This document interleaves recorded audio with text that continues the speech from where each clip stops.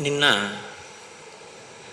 కరదూషణాదులను త్రిశిరుడు అనబడేటటువంటి ఆ కరుని వద్ద ఉన్న సైన్యాధిపతిని రామచంద్రమూర్తి ఒక్కరే 14,000 సైన్యాన్ని తెగటార్చినటువంటి విధానాన్ని, నిరుపమానమైనటువంటి ఆయన పరాక్రమాన్ని, ఆ రాక్షస వధ జరిగిన తరువాత సీతాదేవి చేత కౌగిలింపబడినటువంటి ఆ రామచంద్రమూర్తి యొక్క స్వరూపం దగ్గర మనం ఆగి ఉన్నాం.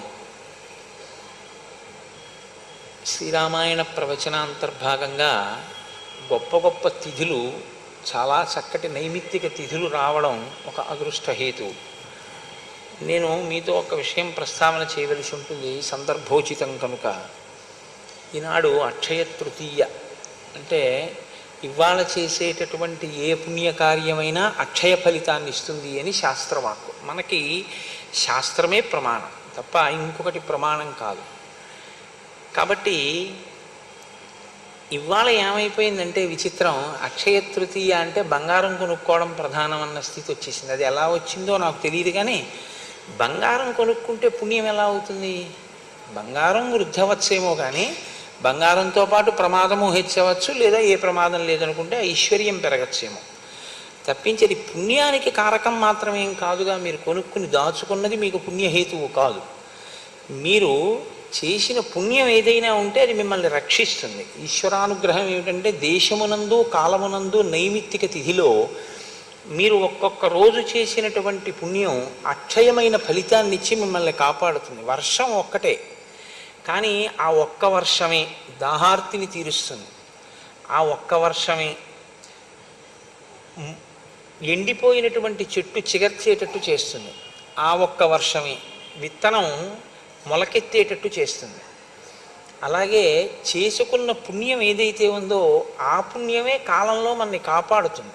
కాల రూపంలో ఈశ్వరుడు ఎప్పుడైనా ఏదైనా ఆపద నుంచి గట్టెక్కించాలి అనేటప్పుడు ఆయన చూసేది ఏమిటంటే ఏదైనా పుణ్యం చేసిందుందా. కనకధారాస్తవం వెనక ఉన్న రహస్యం కూడా అదేగా. ఈవిడ చేసింది ఏముందని నేను ఇవ్వను అని అడిగింది శంకరాచార్యుల వారిని లక్ష్మీదేవి. కాబట్టి ఇవాళ చేసుకున్నది ఏమిటంటే అనుభవం చేత ఆ పుణ్యం తరిగిపోయేది కాదు, అక్షయం అవుతుంది. అయితే ఏ పుణ్యం చెయ్యాలి అన్న అనుమానం కూడా లేకుండా మనకి ఇవాళ చెయ్యవలసినటువంటి సత్కర్మని కూడా పెద్దలు చెప్తారు. జలపూరితమైనటువంటి కుంభాన్ని ఎవరికైనా ఇస్తే మంచిది అని. అంటే ఇది వైశాఖ మాసం ప్రారంభం కాబట్టి సహజంగా దాహార్తి ఎక్కువగా ఉండేటటువంటి సమయం కాబట్టి చక్కగా నీళ్లు పోసి ఓ పూజాయో ఓ కుండో ఎవరికైనా బహూకరించామనుకోండి, వాళ్ళు ఆ నీరు త్రాగి జీవమే నిలబడుతుంది, ప్రాణమే నిలబడుతుంది. లింగపురాణంలో ఒక మాట ఉంది, సంజీవనం సమస్తస్య జగత సలిలాత్మిక భవ ఇత్యుచ్యతే మూర్తిర్భవస్య పరమాత్మనః. నీటి రూపంలో ఉండి సమస్త భూతముల యొక్క ప్రాణములను నిలబెడతాడు కాబట్టి పరమశివుడికి భవ అని పేరు. కాబట్టి నీరు ప్రాణములను నిలబెడుతుంది. ప్రాణములను నిలబెట్టేటటువంటి నీరు త్రాగవలసినటువంటి అవసరం ఎక్కువగా ఉండేటటువంటి సమయం వైశాఖ మాసం. కాబట్టి ఇటువంటి వైశాఖ మాసంలో నీరు నిండినటువంటి ఒక జలపాత్రని దానం చేసుకోవడం అనేటటువంటిది మంచిది. అది చెయ్యమని ఇవాళ అక్షయ తృతీయ నాడు. అది నిన్ను కాపాడుతుంది ఉత్తరోత్తర. కాబట్టి సరే, ఇప్పుడు జరుగుతున్నది ఇది పక్కన పెట్టండి. మనం పెద్దలు చెప్పినటువంటి అటువంటి మంచి పనుల్ని అమలు చేయడం ప్రారంభం చేస్తే అది మన అభ్యున్నతికి హేతు అవుతుంది. నిన్న రామచంద్రమూర్తి 14,000 మంది రాక్షసుల్ని సంహారం చేశారు. నిన్న అంటే నా ఉద్దేశం ఏమిటంటే నిన్న చేసిన ప్రసంగంలో, రామాయణంలో నిన్నను చేశారు అన్నది నా ఉద్దేశం కాదు, మీరు కూడా దాన్ని గ్రహించగలరు. ఇప్పుడు ఎప్పుడెప్పుడు కరదూషణాదుల వైపు నుంచి సైన్యం వెళ్ళినా వాళ్ళ వెంట వెడుతున్నటువంటి వ్యక్తి ఒకటి ఉంది. యుద్ధంలో ఆవిడ ప్రత్యక్షంగా కనపడదు. ఆవిడేమీ యుద్ధం చేసేటప్పుడు రాముడి మీద బాణాలు వెయ్యదు, కానీ పగ అంతా ఆవిడిదే. ఆవిడే ఈ యుద్ధానికి అంతటికీ కారకురాలు. ఆవిడే శూర్పణఖ. ఆవిడ కోరిక ఏమిటంటే రాముడు మరణించాలి, లక్ష్మణుడు మరణించాలి, సీతమ్మ మరణించాలి. ఎందుకు మరణించాలి? మీరు కొంచెం జాగ్రత్తగా రామాయణాన్ని గమనిస్తే ఇప్పుడు సీతమ్మ తల్లి వైపుకి ఆపద వెడుతుంది. తర్వాత ఎందుకు వెళ్ళాలి అంటే అసలు ఆవిడ వ్యామోహం రాముడి మీద. రాముడి అందం సీతమ్మ తల్లికి మొదటి అనర్థం తీసుకొచ్చింది. రాముడి అందాన్ని చూసి ఆకర్షితురాలైనటువంటి శూర్పణఖ రాముని పక్కన ఉన్నటువంటి భార్యాస్థానం ఖాళీ అయితే ఆ స్థానంలోకి తను వెళ్ళొచ్చు అనుకుంది. అందుకుని కదా చంపబోయింది. అంతక మించి అవగాహన ఆవిడికేం లేదు, అందుకే రాక్షసి.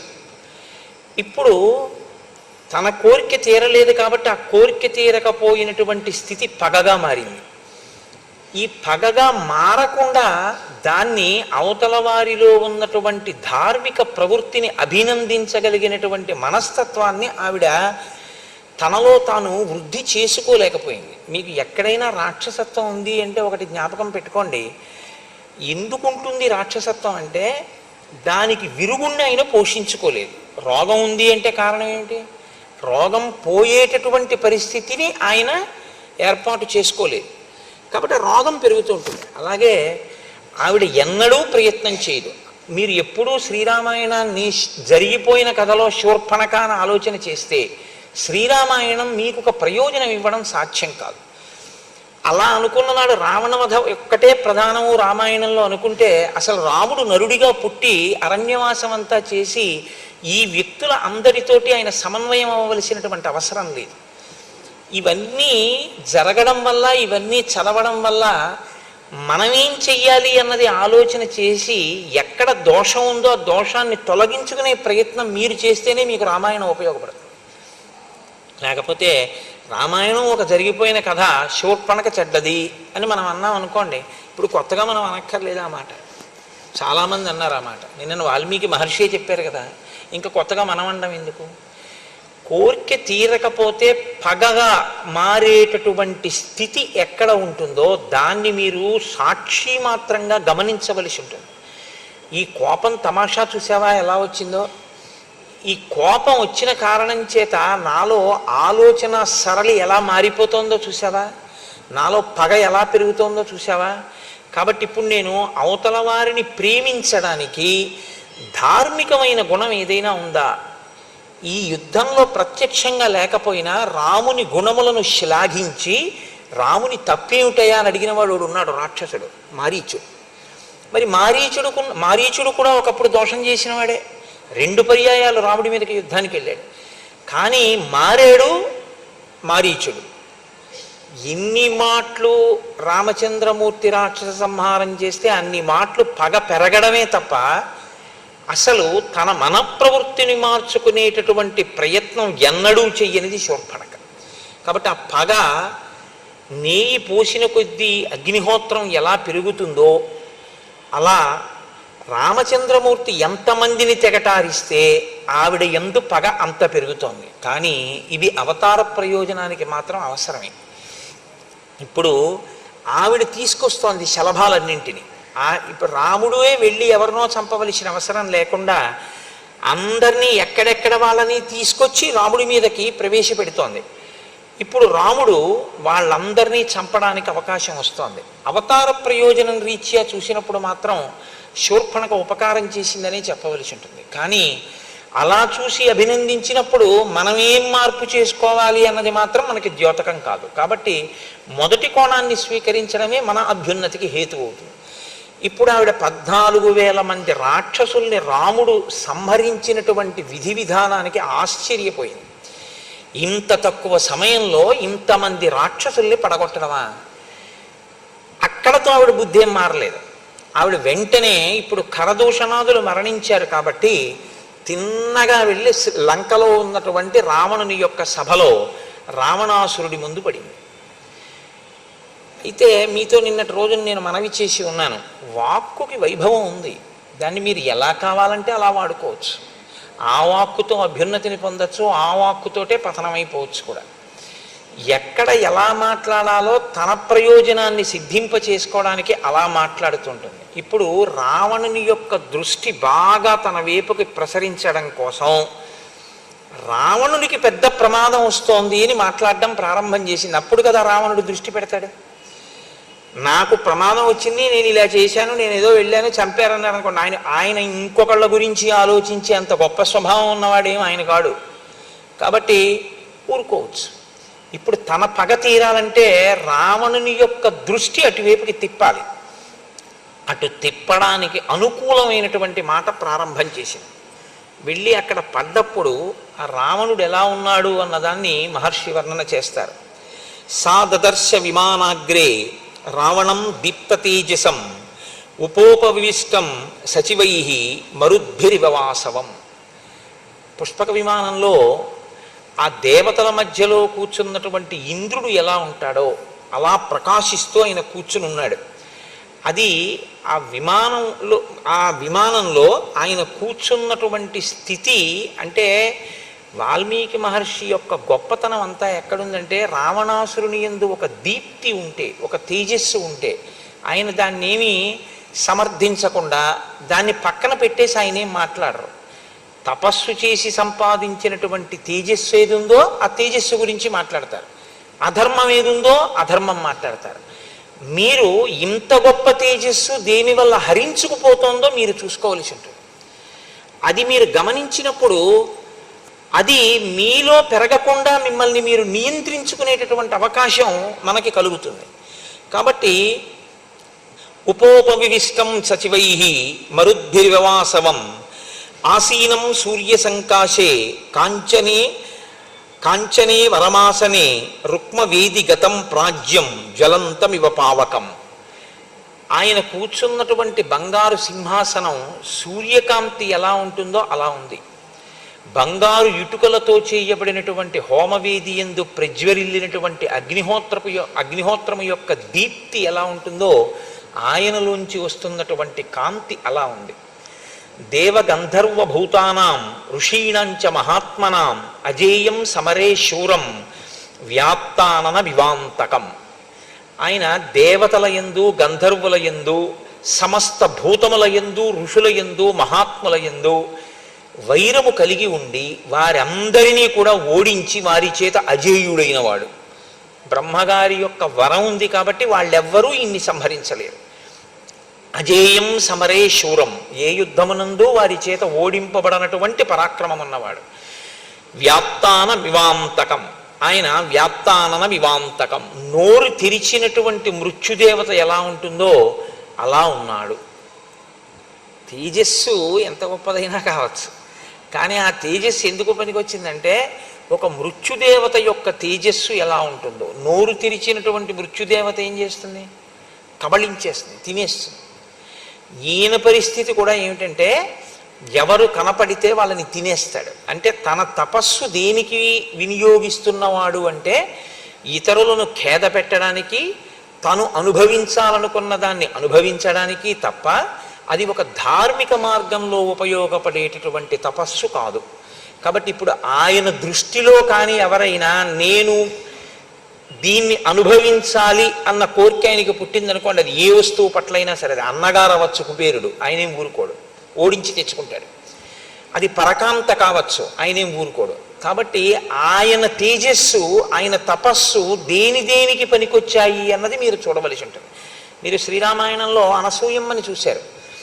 అనసూయమ్మ తపస్సు చేసింది. ఆవిడ తపస్సు దేనికి పనికొచ్చింది అంటే క్షామం వచ్చినప్పుడు గంగని ప్రవహింపచేసి చెట్లు చిగర్చేటట్టు చేసి కొన్ని వేల మందికి భోజనం పెట్టి బతికించడానికి ఆవిడ తపస్సు పనికొచ్చింది. ఒక పతివ్రత యొక్క భర్త మరణిస్తే ఆ భర్తని మళ్ళీ ప్రాణం పొయ్యడానికి, ఆయన్ని పునరుజ్జీవితుణ్ణి చేయడానికి ఆవిడ తపస్సు పనికొచ్చింది. రావణుడి తపస్సు దేనికి పనికొస్తుంది? తను కోరుకున్న వస్తువుని తాను అనుభవించడానికి పనికొస్తుంది. ఇదే రాక్షసత్వం అంటే. ఇంతకన్నా వేరే ఏముండదు. మీరు పుణ్యం చేశారా, ధార్మికంగా ఉండడం అంటే మీరు ఏదో ఆ పూజ చేశారా, ఇది పెద్ద లెక్కలోకి వచ్చేటటువంటి విషయం కాదు. మీకు ఈశ్వరుడు ఇచ్చినటువంటి విభూతిని పుణ్య ఫలితంగా మీరు పొందినటువంటి అనుగ్రహం ఏ రూపంలో మీ యందు ప్రసరించిందో దాన్ని మీరు సమాజపరం చేస్తారా? మీరు సమాజ అభ్యున్నతి కొరకు విశ్వమునందు విశ్వనాథుణ్ణి దర్శనం చేసి విశ్వము యొక్క అభ్యున్నతి కొరకు ఈశ్వరుడు మీకు ఇచ్చినటువంటి విభూతిని మీరు ఉపయోగించగలరా? సనాతన ధర్మంలో ఒక్కటే సిద్ధాంతం, మీకు ఏది కలిగినా అది కష్టం కానివ్వండి, సుఖం కానివ్వండి, పుణ్యం కానివ్వండి, పాపం కానివ్వండి, లేకపోతే ఇవాళ కలిగినటువంటి సంతోషం కానివ్వండి, దుఃఖం కానివ్వండి, వీటికి కారణం మీరు చేసుకున్న కర్మయే. ఆ కర్మలో అంతర్భాగమే తపస్సైనా, యజ్ఞమైనా, యాగమైనా. చేసింది యజ్ఞం, చేసింది యాగం, చేసింది తపస్సు, దానివల్ల వచ్చింది కొంత ఫలితం. కానీ ఆ ఫలితాన్ని నువ్వు ఎలా వాడుతున్నావు దాన్ని బట్టి నువ్వు రాక్షసుడివా మనిషివా నిర్ణయించవలసి ఉంటుంది. నువ్వు లోకానికి పనికొచ్చేవాడివా పనికిరాని వాడివా అన్నది ఈశ్వరుడు అక్కడ నిర్ణయం చేస్తాడు, ఇవ్వడం ఇస్తాడు. ఉపయోగించుకోవడం అన్న దాన్ని బట్టి ఈశ్వరుడు మీ అభ్యున్నతిని నిర్ణయం చేస్తాడు. ఇచ్చిన దాన్ని దుర్వినియోగం చేస్తే ఇక ఈ వస్తువు ఉండడం ప్రమాదం అనుకున్నప్పుడు ఈశ్వరుడు దాన్ని తీసేస్తాడు. ఎలా తీసేస్తాడు అంటే, దేనిలోంచి ఆ విభూతి ప్రసరిస్తోందో అసలు ఆ మూలమే పడిపోతుంది. చిట్ట చివరి సుందరకాండలో తదేవ ఫలమన్వేతి ధర్మస్య ధర్మనాశన ప్రాప్తం ధర్మఫలం తావద్భవత నాత్ర సంశయ అంటూ, ఇది ఉంటే తప్ప అనుభవించడం కుదరదు, దీంతోనే అనుభవించాలి. ఏదైనా చేసినా దీంతోటే, అనుభవించినా దీంతోటే. కాబట్టి దీన్నే తీసేస్తాడు ఈశ్వరుడు. ఆ స్థితి రాకుండా ఉండాలి అంటే జాగ్రత్త ఎక్కడ వహించవలసి ఉంటుంది అంటే, నేను పుణ్యకార్యాచరణం చేస్తున్నాను, నేను సంపాదించాను కాబట్టి నేను ఎలాగైనా అనుభవిస్తానో, నన్ను కాదనేవాడెవడన్నది కాదు. దీన్ని చూసేవాడు వాడొకడు ఉన్నాడు అన్న నిశ్చయాత్మకమైన బుద్ధి మీ యందు ఉండాలి. రాముడైతే దీనికి భిన్నంగా ఉంటాడు. ఎవరు చూసొచ్చారు? తెల్లవారుజామున లేచి స్నానం చేయకపోతే హేమంత ఋతువులో. కానీ ఎవరు చూసొచ్చారని రాముడు చూడడు. ఈశ్వరుడు ఎప్పుడూ చూస్తున్నాడని ఆయన నమ్ముతాడు. ఆయన నమ్మాడు కాబట్టి ఆయన నడవడి అలా ఉంటుంది. అందుకని ఆయన ధర్మాత్ముడు కాగలిగాడు. ఆ ధర్మం ఆయన్ని రక్షించింది. అది విడిచిపెడతాడు. తను తెలుసుకున్న శాస్త్రాన్ని, తనకి ప్రకాశించిన విభూతిని తాను ఎలా ఉందామనుకుంటున్నాడో దానికి అనుగుణంగా సమర్థించుకునే రీతిలోకి మారుస్తాడు. ఇది చాలా ప్రమాదకరమైన ప్రజ్ఞ. మీరు బాగా గుర్తుపెట్టుకోండి. పోతన గారి మాటల్లో చెప్పాలంటే, జ్ఞాన కలునిలోని శారదయువోలే అంటే, ఋషి హృదయము అని ఒకటి ఉంటుంది. ఋషి ఒక విషయాన్ని ఈ ప్రయోజనం కోసం చెప్తున్నాను అనుకునే చెప్తారు ఆయన. కానీ తనకి ప్రజ్ఞ ఉంది కదా అని, ఒక శ్లోకాన్ని ఎలాగైనా అన్వయం చేయగలిగిన శక్తి తనకు ఉంది కదా అని మీరు అన్వయం చేయడం కానీ, లేదా మీరు ఒక తప్పు చేసి ఆ తప్పుని సమర్థించుకోవడానికి శాస్త్రవాక్కుని మీకున్నటువంటి పాండిత్యాన్ని సాధనంగా తీసుకుని మీరు సమర్థించుకునే ప్రయత్నం చెయ్యడం కానీ ప్రమాదహేతువే. అప్పటికి బాగున్నట్టు ఉంటుందేమో, కానీ అది మాత్రం మీకు అభ్యున్నతి హేతువు కాదు. రావణుడి జీవితం అంతా అంతే. ఆయన చదువుకోలేదని మీరు అనుకోకూడదు. ఆయన చదువుకున్నవాడే, ఆయన తపస్సు చేసినవాడే. కానీ ఆయన చదువుకున్న శాస్త్రం ఆయనకి ఎందుకు పనికి వస్తుందంటే, తను చేసిన తప్పుని శాస్త్రం సమర్థిస్తోందన్నట్లుగా మాట్లాడే ప్రయత్నం చేస్తూ ఉంటాడు. ఇదే ఆయన కొంప ముంచేసింది ఆఖరికి. రాముడైతే అలా కాదు. శాస్త్రం ఏం చెప్పిందో అది నేను చెప్తున్నానని చెప్తాడు అంతే. శాస్త్రానికి రాముడు కట్టుబడతాడు, వేదానికి రాముడు కట్టుబడతాడు. వేదాన్ని తనకు అనుగుణంగా, శాస్త్రాన్ని తనకు అనుగుణంగా మార్చి మాట్లాడి తన ప్రయోజనాన్ని సిద్ధింపజేసుకునే ప్రయత్నం రావణుడు చేస్తాడు. వేదం ఏం చేయగలదు మన్ని అన్న తృణీకార భావం అసలు ఆ ప్రవర్తనలో ఉంది. ఏం చెయ్యగలదో రాముడి రూపంలో వచ్చి చేసి చూపించింది. ఎందుకు చేసి చూపించింది అని అనవలసి ఉంటుందంటే, వేదము ఒకటి, ఈశ్వరుడు ఒకటి కాదు. మీరు ఎప్పుడూ ఈ విషయాన్ని బాగా జ్ఞాపకం పెట్టుకోవాలి. వేదము వేరండి, ఈశ్వరుడు వేరండి అని మీరు అనకూడదు. ఎందుకంటే ఈశ్వరుని యొక్క ఊపిరియే వేదం. ఈశ్వరుని యొక్క ఊపిరి వేదము అని నేను అన్నప్పుడు, నేను ముందా నా ఊపిరి ముందా? భవతి అని సంస్కృతంలో ఒక మాట, అంటే ఉన్నాడు. ఉన్నాడు అన్న మాట ఎప్పుడు వాడతారు? ఆయన ఊపిరి తీస్తే. నేను మొట్టమొదట ఊపిరి ఎప్పుడు తీశానో అప్పుడు నేను ఉన్నాను, నా యొక్క అస్తిత్వము ప్రకటింపబడింది. నా ఊపిరి ఎప్పుడు ఆగిపోతే అప్పుడు ఇక లేరు కోటేశ్వరారు, ఆయన శరీరం పోయిందని గుర్తు. ఊపిరిని బట్టి ఉన్నాడు. ఇప్పుడు ఊపిరికి ఆయనకి ఏమైనా భేదం ఉందా? ఊపిరే ఆయన, ఆయనే ఊపిరి. ఆయన భవతి అనబడాలి అంటే ఆయన ఊపిరే హేతు అయి ఉంటుంది. యావత్ పవనో నివసతి దేహే తావత్ పృచ్చతి కుశలంగేహే గతవతి వాయో దేహాపాయే. అయినప్పుడు ఈశ్వరుడు ఈశ్వరుని యొక్క ఊపిరి ఎలా తేడా అవుతుంది? కాదు. వేదము అంటే వేదాన్ని నమ్మడము అంటే ఈశ్వరుణ్ణి నమ్మడమే, వేదాన్ని గౌరవించడము అంటే ఈశ్వరుణ్ణి గౌరవించడమే. శంకర భగవత్పాదులకి వేదం అంటే అంత గౌరవము అంటే వేదాన్ని గౌరవించినప్పుడు ఒకటి, ఈశ్వరుణ్ణి గౌరవించినప్పుడు ఒకటి అని మీరు అర్థం చేసుకోకూడదు. వేదమే ఈశ్వరుడు. కాబట్టి ఇప్పుడు వేదాన్ని మీరు దుర్వినియోగం చేసే ప్రయత్నం చేస్తే, మీకు అనుకూలంగా మీరు సమర్థించుకునే ప్రయత్నం చేస్తే, వేదం చెప్పిన విషయాన్ని మీరు చేస్తున్న పనులను సమర్థించడానికి మీ పాండిత్యాన్ని వాడితే ఈశ్వరుడి పట్ల దోషం కిందే అది లెక్కలోకి వస్తుంది. కాబట్టి ఇప్పుడు మీ శత్రుత్వం ఎవరితో వెళ్ళి పడుతుంది? ఈశ్వరుడితోటే పడుతుంది. అందుకే శాస్త్ర ప్రమాణమునకు వేద ప్రమాణమునకు కట్టుబడి ఉండాలి. అందుకే శంకర భగవత్పాదులు అవతార పరిసమాప్తి యందు వేదో నిత్యమధీయతాం తదుదితం కర్మ స్వనుష్ఠీయతాం అంటూ దుస్తర్కాస్తు విరమ్యతాం అంటారు. దుస్తర్కము చేయవద్దు. నీకున్న వాక్కు ఏదుందో దాని శృతి ప్రమాణమును నిలబెట్టడానికి ఉపయోగించంతే తప్ప నీ పాండిత్యం నీ తెలివితేటలు వక్రంగా వాడవద్దు. వక్రంగా అంటే నీ హృదయానికి అనుగుణంగా వేదాన్ని చెప్పద్దు. వేదం యొక్క హృదయానికి అనుగుణంగా వేదాన్ని చెప్పు, అనుష్ఠించు. ఇక్కడే తేడా వస్తుంది ఆయనకి. కాబట్టి ఇప్పుడు దేవగంధర్వభూతానాం ఋషీణాంచ మహాత్మనాం అజేయం సమరే శూరం వ్యాప్తానన వివాంతకం. ఈయన స్నిగ్ధ వైడూర్య సంకాశం తప్త కాంచన కుండలం సుభుజం శుక్లదశనం మహాస్యం పర్వతోపమం. మహర్షి ఆయన యొక్క భౌతికమైన ఆకృతి వైభవాన్ని వర్ణన చేస్తున్నారు. స్నిగ్ధ వైడూర్య సంకాశం, వైడూర్య మాణిక్యం ఎలా ఉంటుందో అటువంటి నల్లటి కాంతి కలిగిన వాడు. తప్త కాంచన కుండలం, చెవులకు పెట్టుకున్నటువంటి కుండలములు బాగా కాల్చినటువంటి బంగారముతో చేయబడినవి ధరించి ఉన్నాడు. సుభుజం, మంచి గుండ్రంగా ఉన్నటువంటి భుజములు కలిగిన వాడు. శుక్లదశనం, తెల్లని పళ్ళున్నవాడు. మహాస్యం, పెద్ద ముఖమున్నవాడు. పర్వతోపమం, ఒక పర్వతం వచ్చి కూర్చుంటే ఎలా ఉంటుందో అంత గంభీరమైన ఆకృతి కలిగినటువంటి వాడు.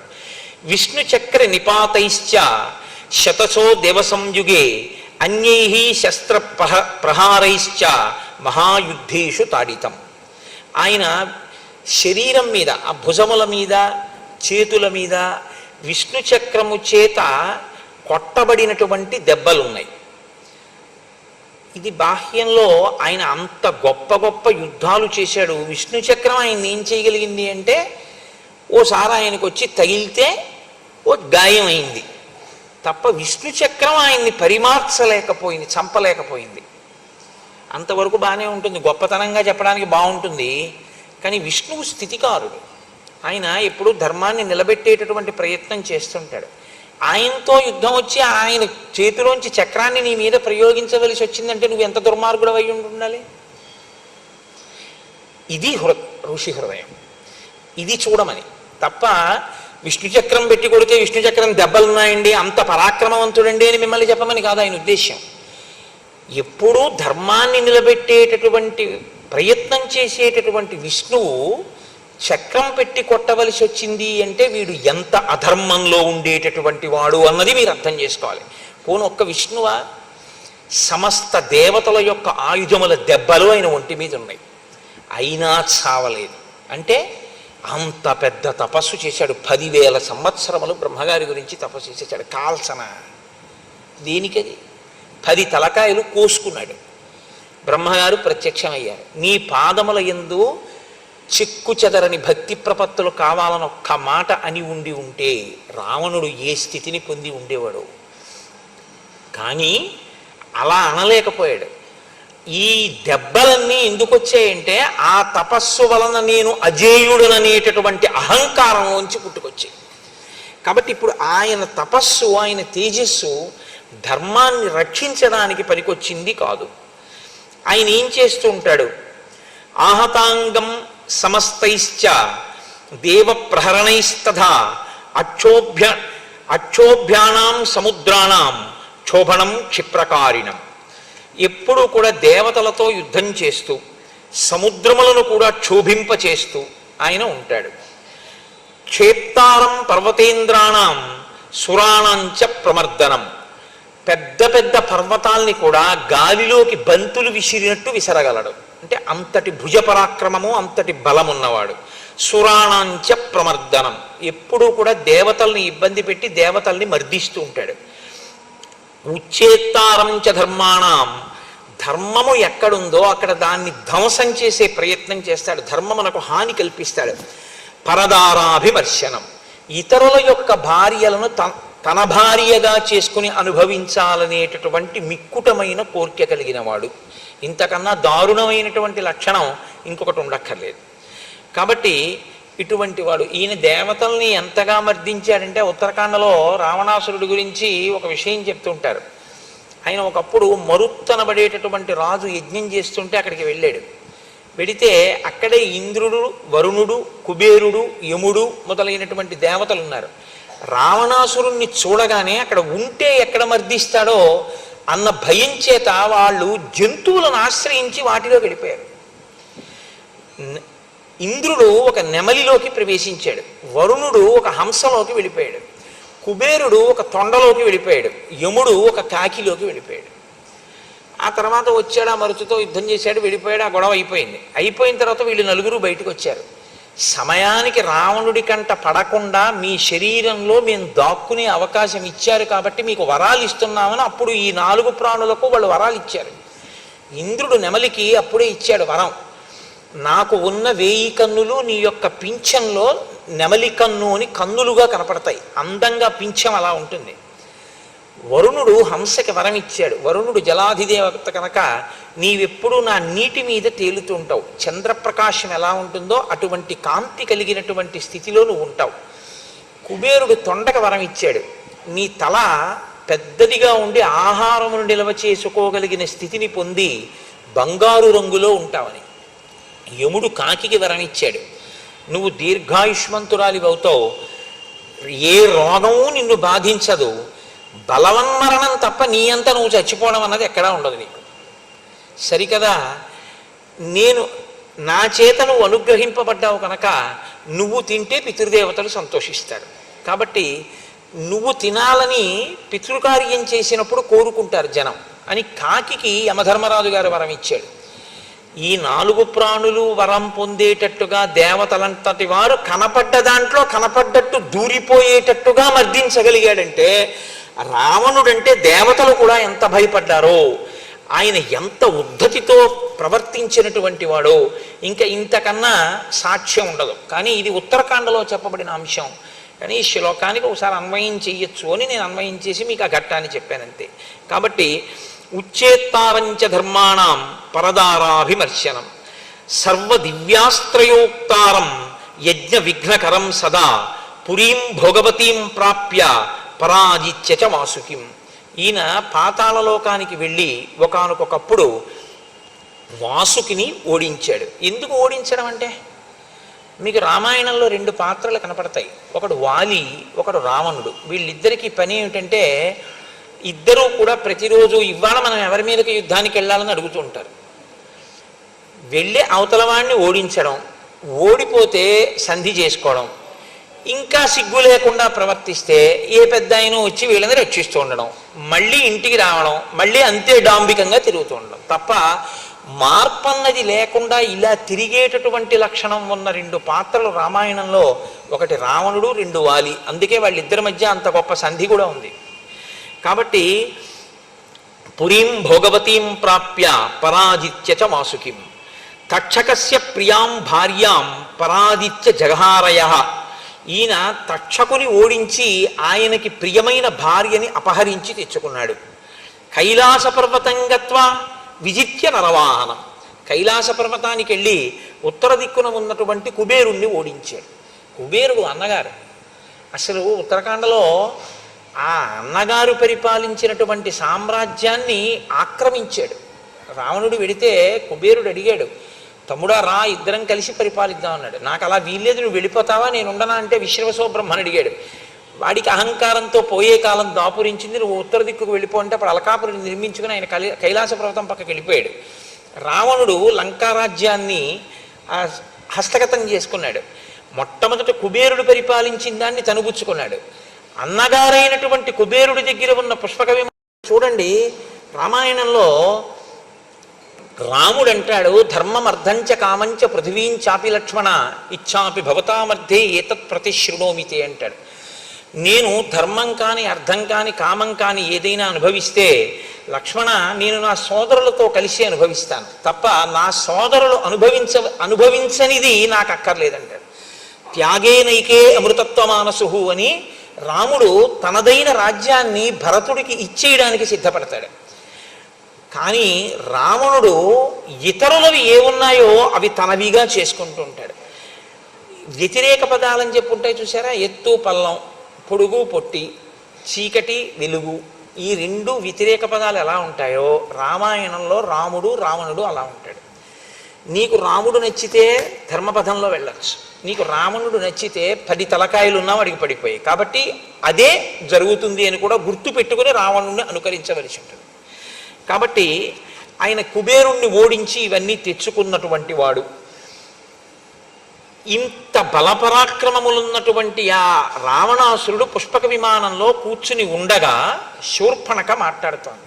ఇక్కడ శూర్పణఖ మాట్లాడడం అనేటటువంటి తీరు చాలా గొప్పగా ఉంటుంది ఒక రకంగా. ఎందుకంటే తన కోరిక నెరవేరడానికి అనువుగా రావణాసురుని యొక్క దృష్టిని తన వైపుకి బాగా తిప్పుకోవడానికి వీలుగా మాట్లాడుతుంది. ఆ మాట్లాడడం ఎలా ఉంటుందంటే హఠాత్తుగా నీకు ఉపద్రవం వచ్చింది అని మొదలు పెడుతుంది. నీకు ఉపద్రవం వచ్చింది అంటే ఎవడైనా ముందు అటువైపుకి దృష్టి తిప్పుతాడు. కాబట్టి తతశూర్పణఖాదీన రావణం లోకరావణం అమాత్య మధ్యే సంకృత్త పరుషం వాక్యమబ్రవీత్. అమాత్య మధ్య మంత్రుల మధ్యలో కూర్చున్నటువంటి రావణుడి దగ్గరికి వచ్చి ఆమె పరుషమైనటువంటి మాటతో ప్రారంభం చేసింది. ప్రమత్త కామభోగేషు స్వైరవృత్తో నిరంకుశ సముత్పన్నం భయం ఘోరం బోద్ధవ్యం నావబుధ్యసే. నీవు నిరంతరము కామభోగాల్ని అనుభవిస్తూ నిరంకుశుడవై మత్తెక్కి ఉన్నావు. నీకు ఎంత ఘోరమైనటువంటి ఆపద నీ మీద వచ్చి పడిపోతుందో నువ్వు తెలుసుకోవట్లేదు. దీంతో మొదలుపెట్టింది. అంటే ఈ మాట అనేటప్పటికీ ఎవరి దృష్టి అయినా అటువైపుకి వెళ్ళిపోతుందా, వెళ్ళిపోదా? ఏదో కూర్చుని మాట్లాడుకుంటున్నారు అనుకోండి, ఏమిటో మీరు ఇలా సంతోషంగా హాయిగా గడిపేస్తున్నారు, మీకు తెలియట్లేదు ఎంత ఘోరమైన ఆపద మీకు వచ్చేస్తుందో మీకు తెలియట్లేదు అన్నారు అనుకోండి. తర్వాత మాట్లాడదాం ఏంటంటారా, ముందు అది ఆపేసి ఏమిటండి బాబు ఆ ప్రమాదం ఏంటండి అంటారా? ఏదో చూసారా, యువర్ కైండ్ అటెన్షన్ ప్లీజ్ అంటారు. అంటే మీ దృష్టిని దయచేసి మా యందు పెట్టండి అని అడుగుతుంటారు. మీ దృష్టిని మా నుండి మరల్చకండి అని కూడా అడుగుతుంటారు. Do not allow your attention to be diverted by something else while you are transacting with the banker అని కూడా ఓ బోర్డు ఉంటుంటుంది. దృష్టిని ఆకర్షించి మాట్లాడుతుంటారు, ఎందుకంటే అక్కడ బుద్ధి పెట్టాలి అని కోరినప్పుడు. రావణుని యొక్క మనస్సుని ఎలా లాగిందో చూడండి శూర్పణఖ. అంటే తన ప్రయోజనం కొరకు తన పగని సిద్ధింప చేసుకోవడానికి ఆవిడ మనసులో ఎంతగా సిద్ధపడి వచ్చి మాట్లాడుతోందో చూడండి. అంటోంది, సక్తం గ్రామ్యేషు భోగేషు కామవృత్తం మహీపతిం లుబ్ధం బహుమన్యంతే శ్మశానాగ్నిమివ ప్రజాః. ఎప్పుడు క్షణికములైనటువంటి భోగములను అనుభవిస్తూ ఇంద్రియములకు వశపడిపోయినటువంటి రాజు ప్రజల గురించి పట్టించుకోకుండా కేవలం భోగలాలసుడై ఉండిపోతే అటువంటి రాజుని ఎవ్వరూ గౌరవంగా చూడరు. శ్మశానములో ఉన్నటువంటి శవాన్ని కాల్చేటటువంటి అగ్నిహోత్రము కూడా అగ్నిహోత్రమే. అదేం అగ్నిహోత్రం కాకపోలేదు, శవాన్ని కాల్చింది కదా అని. కానీ శవాన్ని కాలుస్తున్నటువంటి అగ్నిహోత్రం పవిత్రంగా మనం చూడడం కుదరదు కదా. ఎందుకని అంటే అగ్నిహోత్రం పవిత్రం కాదు అని అనడం మాత్రం కుదరదు. కానీ శవాన్ని కాలుస్తున్నటువంటి అగ్ని ఎలా మంగళకరంగా చూడబడదో అలా కేవలము గ్రామ్యమైనటువంటి భోగముల యందు లాలస కలిగి వానియందే నిరంతరం తిరిగేటటువంటి రాజుని ప్రజలు ఆదరించరు, ఇష్టపడరు. స్వయం కార్యాణి కాలే నానుతిష్టతి పార్థివ సతువై సహ రాజ్యేన తైశ్చ కార్యైర్వినశ్యతి. ఏ రాజు తను స్వయంగా కొన్ని పనులను చూసుకోవలసి ఉంటుందో, ఏ రాజు తప్పకుండా తాను ఆ కార్యముల మీద వ్యక్తిగతంగా తన దృష్టి పెట్టవలసి ఉంటుందో అలా పెట్టకుండా పరిపాలన జరిగిపోతోంది లేని విడిచిపెట్టేస్తాడో అటువంటి రాజు యొక్క కార్యములు నశించిపోతాయి. అంటే ఇవన్నీ ఎవరు చేస్తున్నారు నా ఉద్దేశ్యం? రావణుడు చేస్తున్నాడని. ఏం జరిగింది, ఏ ఆపద వచ్చింది, ఇలాని అలా నువ్వు ఉన్నావని నిరూపించి మాట్లాడుతుంది ఆవిడ. చిట్ట చివరికి రావణుడిదే దోషం, ఇది ఎంత దూరం వెడుతోంది అన్నది చూపిస్తుంది రావణుడి దృష్టిని ఆకర్షించడానికి. త్వంతు బాలస్వభావశ్చ బుద్ధిహీనశ్చ రాక్షస జ్ఞాతవ్యంతు నజానీషే కథం రాజా భవిష్యసి. నువ్వు బాలుడిలా వివేక శూన్యుడివి, నీకు యుక్తాయుక్త విచక్షణ లేదు, బుద్ధిహీనుడవు. ఇలాంటి నీవు ఎలా రాజుగా ఉండగలదని అనుకుంటున్నావు? అయుక్తచారం మన్యే త్వాం ప్రాకృతై శుచివైర్వృత్తం స్వజనంతు జనస్థానం హతం యోనావ బుద్ధ్యసే. 14,000 మంది నీ స్వజనులు జనస్థానంలో మరణించారు. నీకు తెలుసా ఆ విషయం? నీకు తెలియదు. నీ గూఢచారులు అంత గొప్పవాళ్ళు, నీ మంత్రులు అంత గొప్పవాళ్ళు. నీకు కనీసం నీ స్వజనం ఇంతమంది చచ్చిపోయారన్న విషయం కూడా నీకు తెలుసుకునేటటువంటి ఆలోచన లేదు. నువ్వు దాని గురించి పట్టించుకోవట్లేదు. ఇంకింతకన్నా దారుణం ఏముంటుంది? 14 సహస్రాణి రక్షసాం క్రూరకర్మణాం హతానైకేన రామేణ కరశ్చ సహదూషణ. 14,000 మంది రాక్షసులు కరదూషణలతో సహా ఒక్క రాముడి చేతిలో తెగటారిపోయారు. ఇప్పుడు ఆయన దృష్టి బాగా అటువైపుకి వెళ్ళేటట్టు మాట్లాడుతోంది. ఋషీణాం అభయం దత్తం కృతక్షేమాశ్చ దండకా దర్శితంచ జనస్థానం రామేణ క్లిష్టకర్మణా. అక్కడతో అయిపోయింది అనుకుంటున్నావేమో. రాముడు ప్రతిజ్ఞ చేశాడు, ఋషుల దగ్గర ప్రతిజ్ఞ చేశాడు, దండకారణ్యంలో ఉన్నటువంటి రాక్షసులందరినీ సంహరిస్తానని ప్రతిజ్ఞ చేశాడు. కాబట్టి ఇప్పుడు మాట నిలబెట్టుకోవడానికి ఋషులు హాయిగా తపస్సు చేసుకునేటట్టుగా పరిస్థితిని ఏర్పాటు చేయడానికి రాముడు రాక్షసుల్ని విడిచిపెట్టాడు. ఋషులు అంటే రావణాసురుడికి పడదు. ఆ ఋషుల్ని ఎవడు రక్షిస్తానన్నాడో ఆయన రావణుడికి శత్రువే. కాబట్టి ఇప్పుడు ఆవిడ రామరావణుల మధ్య శత్రుత్వాన్ని ఏ కారణం పెట్టి కల్పించవచ్చో ఆ కారణాన్ని తీసుకొచ్చి అక్కడ పెట్టింది. పెట్టి నాను తిష్టతి కార్యాణి భయేషు నా బిభేతి చ క్షిప్రం రాజ్యచ్యుతో దీనః తృణైస్తుల్యో భవిష్యతి. ఏ రాజు కార్యములను బాగా పట్టించుకోకుండా తిరుగుతుంటాడో, ఏ రాజు వస్తున్నటువంటి భయానకమైన పరిస్థితులను దృష్టిలో పెట్టుకోకుండా నాకేమి లేని ప్రవర్తిస్తూ ఉంటాడో అటువంటి వాడు చాలా త్వరగా రాజ పదవి నుంచి తొలగింపబడి భయమును పొందుతాడు, అందరికీ చులకనైపోతాడు. రావణ, నీకొక మాట చెప్తున్నాను, ఇవాళ నిన్నింత గౌరవిస్తున్నారు, కానీ రాముడు నిన్ను రాచరికం నుంచి తొలగిస్తే, నిన్ను పడగొట్టేస్తే, నీ సింహాసనం పోతే శుష్కై కాష్టైర్భవేత్ కార్యం లోష్టైరపి చపాంసుభి నతు స్థానాత్ పరిభ్రష్టై కార్యం స్వాత్తు వసుధాధిపై.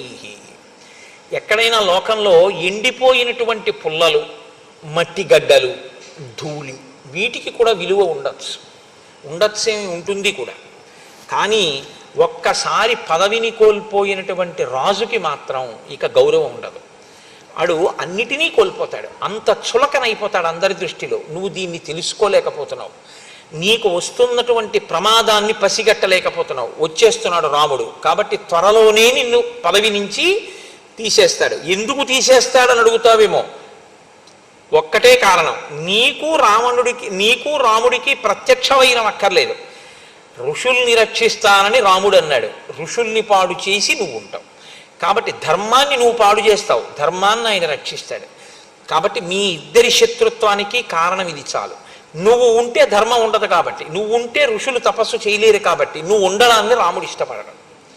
అసలు రాముడు అలా ఆలోచించాడా అన్నది మనం చెప్పడం కష్టం. రాముడు అసలు రావణుడి విషయంలో ఇప్పటి వరకు అలా ఆలోచించినట్టు, రావణుణ్ణి చంపేద్దామని రాముడు ఆలోచన చేసినట్టు మనకెక్కడా లేదు. ఋషులు అడిగారు, ఆయన ప్రతిజ్ఞ చేశారంతే. కానీ ఆవిడ దీన్ని ఎక్కడికి తీసుకొచ్చిందంటే, దీర్ఘకాలంలో జరగవలసిన మాట మాత్రం అదే, కానీ ఇప్పుడే రావణుడికి ప్రమాదం వచ్చేసింది అన్నట్టుగా రాముడి వైపుకి వైరాన్ని ప్రచోదనం చేసింది. అంటే రావణుడు అన్నాడు వెంటనే, ఏ ప్రశ్న రావణుడి నుంచి కోరుకుందో ఆ ప్రశ్నే రావణుడు వేశాడు. లోకంలో ప్రజ్ఞ ఒకటి ఉంటుంది, ఆయన ఇలా అడగాలి అనుకుని వెళ్ళి ఆయన అలా అడిగేటట్టుగా మాట్లాడతారు కొంతమంది. ఆ ప్రశ్న వేసేటట్టుగా మాట్లాడతారు. అప్పుడు తను అడగడం కాదు, ఆయన తనని అడిగి తాను ఆయనకి చేస్తానని చెప్పినట్టుగా స్థితిని కల్పిస్తారు. ఇది చాలా చమత్కారంగా ఉంటుంది, అదొక ప్రజ్ఞ, అది గొప్ప స్వార్థం. శూర్పణఖ దాన్ని సాధించుకోగలిగింది. కాబట్టి ఇప్పుడు రావణుడు అన్నాడు, కస్య రామ కథం వీర్య కిం రూప కిం పరాక్రమ కిమర్థం దండకారణ్యం ప్రవిష్ట సుదురాసదం. అసలు ఎవరా రాముడు, ఆయన పరాక్రమం ఏమిటి, ఆయన వీర్యం ఏమిటి, ఆయన దండకారణ్యంలోకి ఎందుకు వచ్చాడు, ఎప్పుడు వచ్చాడు, దేని కొరకు దండకారణ్యంలో ప్రవేశించాడు. ఆయుధం కించ రామస్య నిహితాయేన రాక్షసాః కరశ్చ నిహిత సంఖ్యే దూషణస్త్రిశిరాస్తథా తత్వం బ్రూహి మనోజ్ఞాంగి కేనత్తం చ విరూపిత.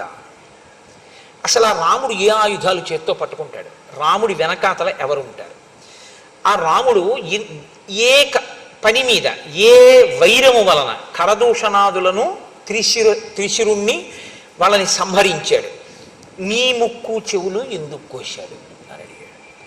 ఇప్పటి వరకు ఆవిడ కరదూషణాదుల గురించి మాట్లాడుతోంది తప్ప తన ముక్కు చెవులు ఎందుకు కోశాడో చెప్పలేదు. కానీ దాద్దామంటే దాచేదా, దాద్దామంటే దాగేది కాదు, ముక్కు చెవులు కోసేస్తే. కాబట్టి ఆయన ఈ ప్రశ్న అడిగేదాకా మాత్రం తన ముక్కు చెవులు ఎందుకు తెగిపోయాయో మాత్రం శూర్పణఖ చెప్పలేదు. ఇప్పుడు ఎంత అందంగా చెప్తుందో, ఆ ప్రశ్న వేస్తే ముక్కు చెవుల ఘట్టాన్ని ఇంకొక రకంగా తిప్పుకుంటుంది. ఈ ప్రజ్ఞ ఈవిడిదే కాదు, ఈవిడికి ముందు పుట్టినవాడు ఆయన, ఆయనకి ఇంతకన్నా గొప్ప ప్రజ్ఞ. సత్యాన్ని మసిపూసి అసత్యాన్ని తీసుకొచ్చి ప్రవేశపెట్టడంలో శూర్పణఖ రావణుడు ఖచ్చితంగా అన్నా చెల్లెళ్ళి అలాగే ఉంటారు వాళ్ళిద్దరు. కాబట్టి ఇప్పుడు ఆవిడంది దీర్ఘబాహుర్విశాలాక్ష, మనసులో కామం ఎక్కడికి పోతుందండి. కాబట్టి రాముడి గురించి ఎప్పుడు చెప్పినా అలాగే వర్ణిస్తుంది. దీర్ఘబాహుర్విశాలాక్ష చీరకృష్ణాజినాంబర కందర్పసమ రూపశ్చ రామో దశరథాత్మజ. రాముడు దీర్ఘమైనటువంటి బాహువులున్నవాడు, ఆజానుబాహుం అరవిందదలాయతాక్షం అని కదా. ఆయన చీరకృష్ణాజినంబర, నారచీర కట్టుకుని కృష్ణాజినం కట్టుకుని ఉన్నాడు. కందర్పసమ రూపశ్చ, మన్మధునితో సమానమైనటువంటి అందము కలిగినటువంటి వాడు. రామో దశరథాత్మజ, దశరథుని యొక్క కుమారుడు రాముడు. శక్రచాప నిభం చాపం నికృష్య కనకాంగదం దీప్తాన్ క్షిపతి నారాచాన్ సర్పానివ మహావిషాన్. ఆయన ఇంద్రుడి యొక్క ధనస్సు ఎలా ఉంటుందో అటువంటి ధనస్సుని చేత్తో పట్టుకుంటాడు. విషసర్పములతో సమానమైనటువంటి నారాచ బాణములను వింటినారికి తగల్చి ప్రయోగిస్తూ ఉంటాడు. నాదదానం శరాన్ ఘోరాన్ నముంచంతం శిలీముఖాన్ న కార్ముకం నికర్షంతం రామం పశ్యామి సంయుగే. ఈ మాటే రావణుడికి బాగా తలకెక్కి రాముడు లేని సమయంలో సీతాపహరణం చెయ్యాలి అనే నిర్ణయానికి కారణమైంది. ఆవిడంది 14,000 మందిని చాలా తక్కువ కాలంలో రాముడు సంహరించాడు.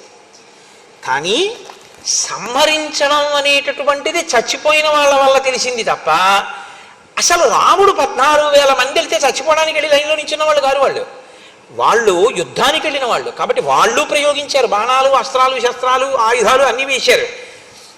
ఇన్నిటిని వేసినప్పుడు ఇన్నిటినీ ఎప్పుడు నిగ్రహించాడో, నిగ్రహిస్తూ ఇంతమందిని ఎప్పుడు చంపాడో, చంపడానికి బాణం ఎప్పుడు తీశాడో, తీసిన బాణాన్ని ధనస్సుకు ఉన్నటువంటి వింటినారికి ఎప్పుడు తొడిగాడో, తొడిగిన దాన్ని వెనక్కి ఎప్పుడు లాగాడో, లాగిన దాన్ని ఎప్పుడు వదిలాడో, వదిలినప్పుడు గురి ఎవరి వంక చూశాడో, ఎప్పుడు వెళ్ళి ఆ బాణం పడిందో నాకు కనపడలేదు. వడగళ్ళవాన పడితే ఏ విధంగా అయితే పైరు పంటలన్నీ ధ్వంసమైపోతాయో అలా ఆయన ధనస్సులోంచి బాణములు పైకి రావడం అన్నది, ఆయన బాణం తీయడం అన్నది, సంధించడం అన్నది అసలు కనపడదు. అంత వేగం అన్నమాట. అసలు ఆ బాణాలు తీస్తున్నాడా అన్నది కూడా కనపడదు, సంధిస్తున్నాడా కనపడదు. ఇది ఎలా ఉంటుందంటే, ఒక ఉదాహరణ చెప్పాలంటే, ఆగిపోతే లెక్క పెట్టగలిగిన ఫ్యాన్ రెక్కలు 5th గేర్లో ఉంటే లెక్క పెట్టలేని ఫ్యాన్ రెక్కలులా ఉంటుందన్నమాట. అంత వేగం. అది చాలా హీనోపమానమేమో, అంతకన్నా ఇంకా నేను ప్రవేశపెట్టడానికి అవకాశం లేక చెప్తున్నాను, ప్రత్యక్షంగా వెంటనే మనసుకు ఎక్కడానికి. అంత వేగంగా ఉంటుంది. రామబాణముల యొక్క వేగాన్ని దేనివల్ల చూడవలసి ఉంటుందంటే ఫలితాన్ని బట్టి చూడవలసి ఉంటుంది. ఇంతమంది చచ్చిపోయారు కాబట్టి బాణాలు వేసాడు అనుకోవాలి తప్ప బాణాలు వేయడం చూడడం మాత్రం కుదరదు. ఎందుకంటే ఆ వేగం అలా ఉంటుంది, అంత వేగంగా వేస్తాడు ఆ బాణాలని.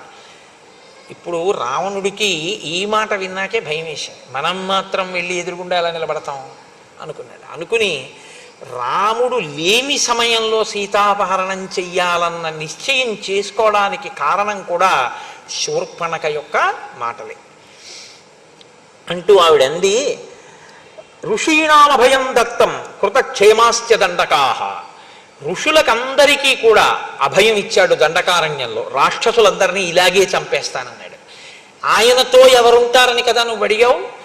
భ్రాతాచాస్య మహాతేజ గుణవాన్ తుల్య విక్రమ అనురక్తశ్చ భక్తశ్చ లక్ష్మణో నామవీర్యవాన్ అమర్షీ దుర్జయో జేత విక్రాంతో బుద్ధిమాన్ బలి రామస్య దక్షిణో బాహు నిత్యం ప్రాణో బహిశ్చర.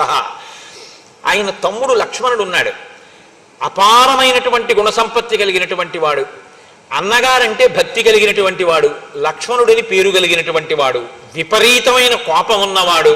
ముక్కు చెవులు కోసేశాడు కదండి. అందుకని ఒకరిని జయించడమే తప్ప తాను జయింపబడడం అన్నది తెలియనటువంటి వాడు, గొప్ప పరాక్రమం ఉన్నవాడు, చాలా బుద్ధిబలం ఉన్నవాడు, రామచంద్రమూర్తి యొక్క కుడిభుజం వంటి వాడు, బయట తిరిగేటటువంటి రాముని యొక్క ప్రాణము వంటి వాడు లక్ష్మణుడు అన్నవాడు ఒకడు ఉన్నాడు.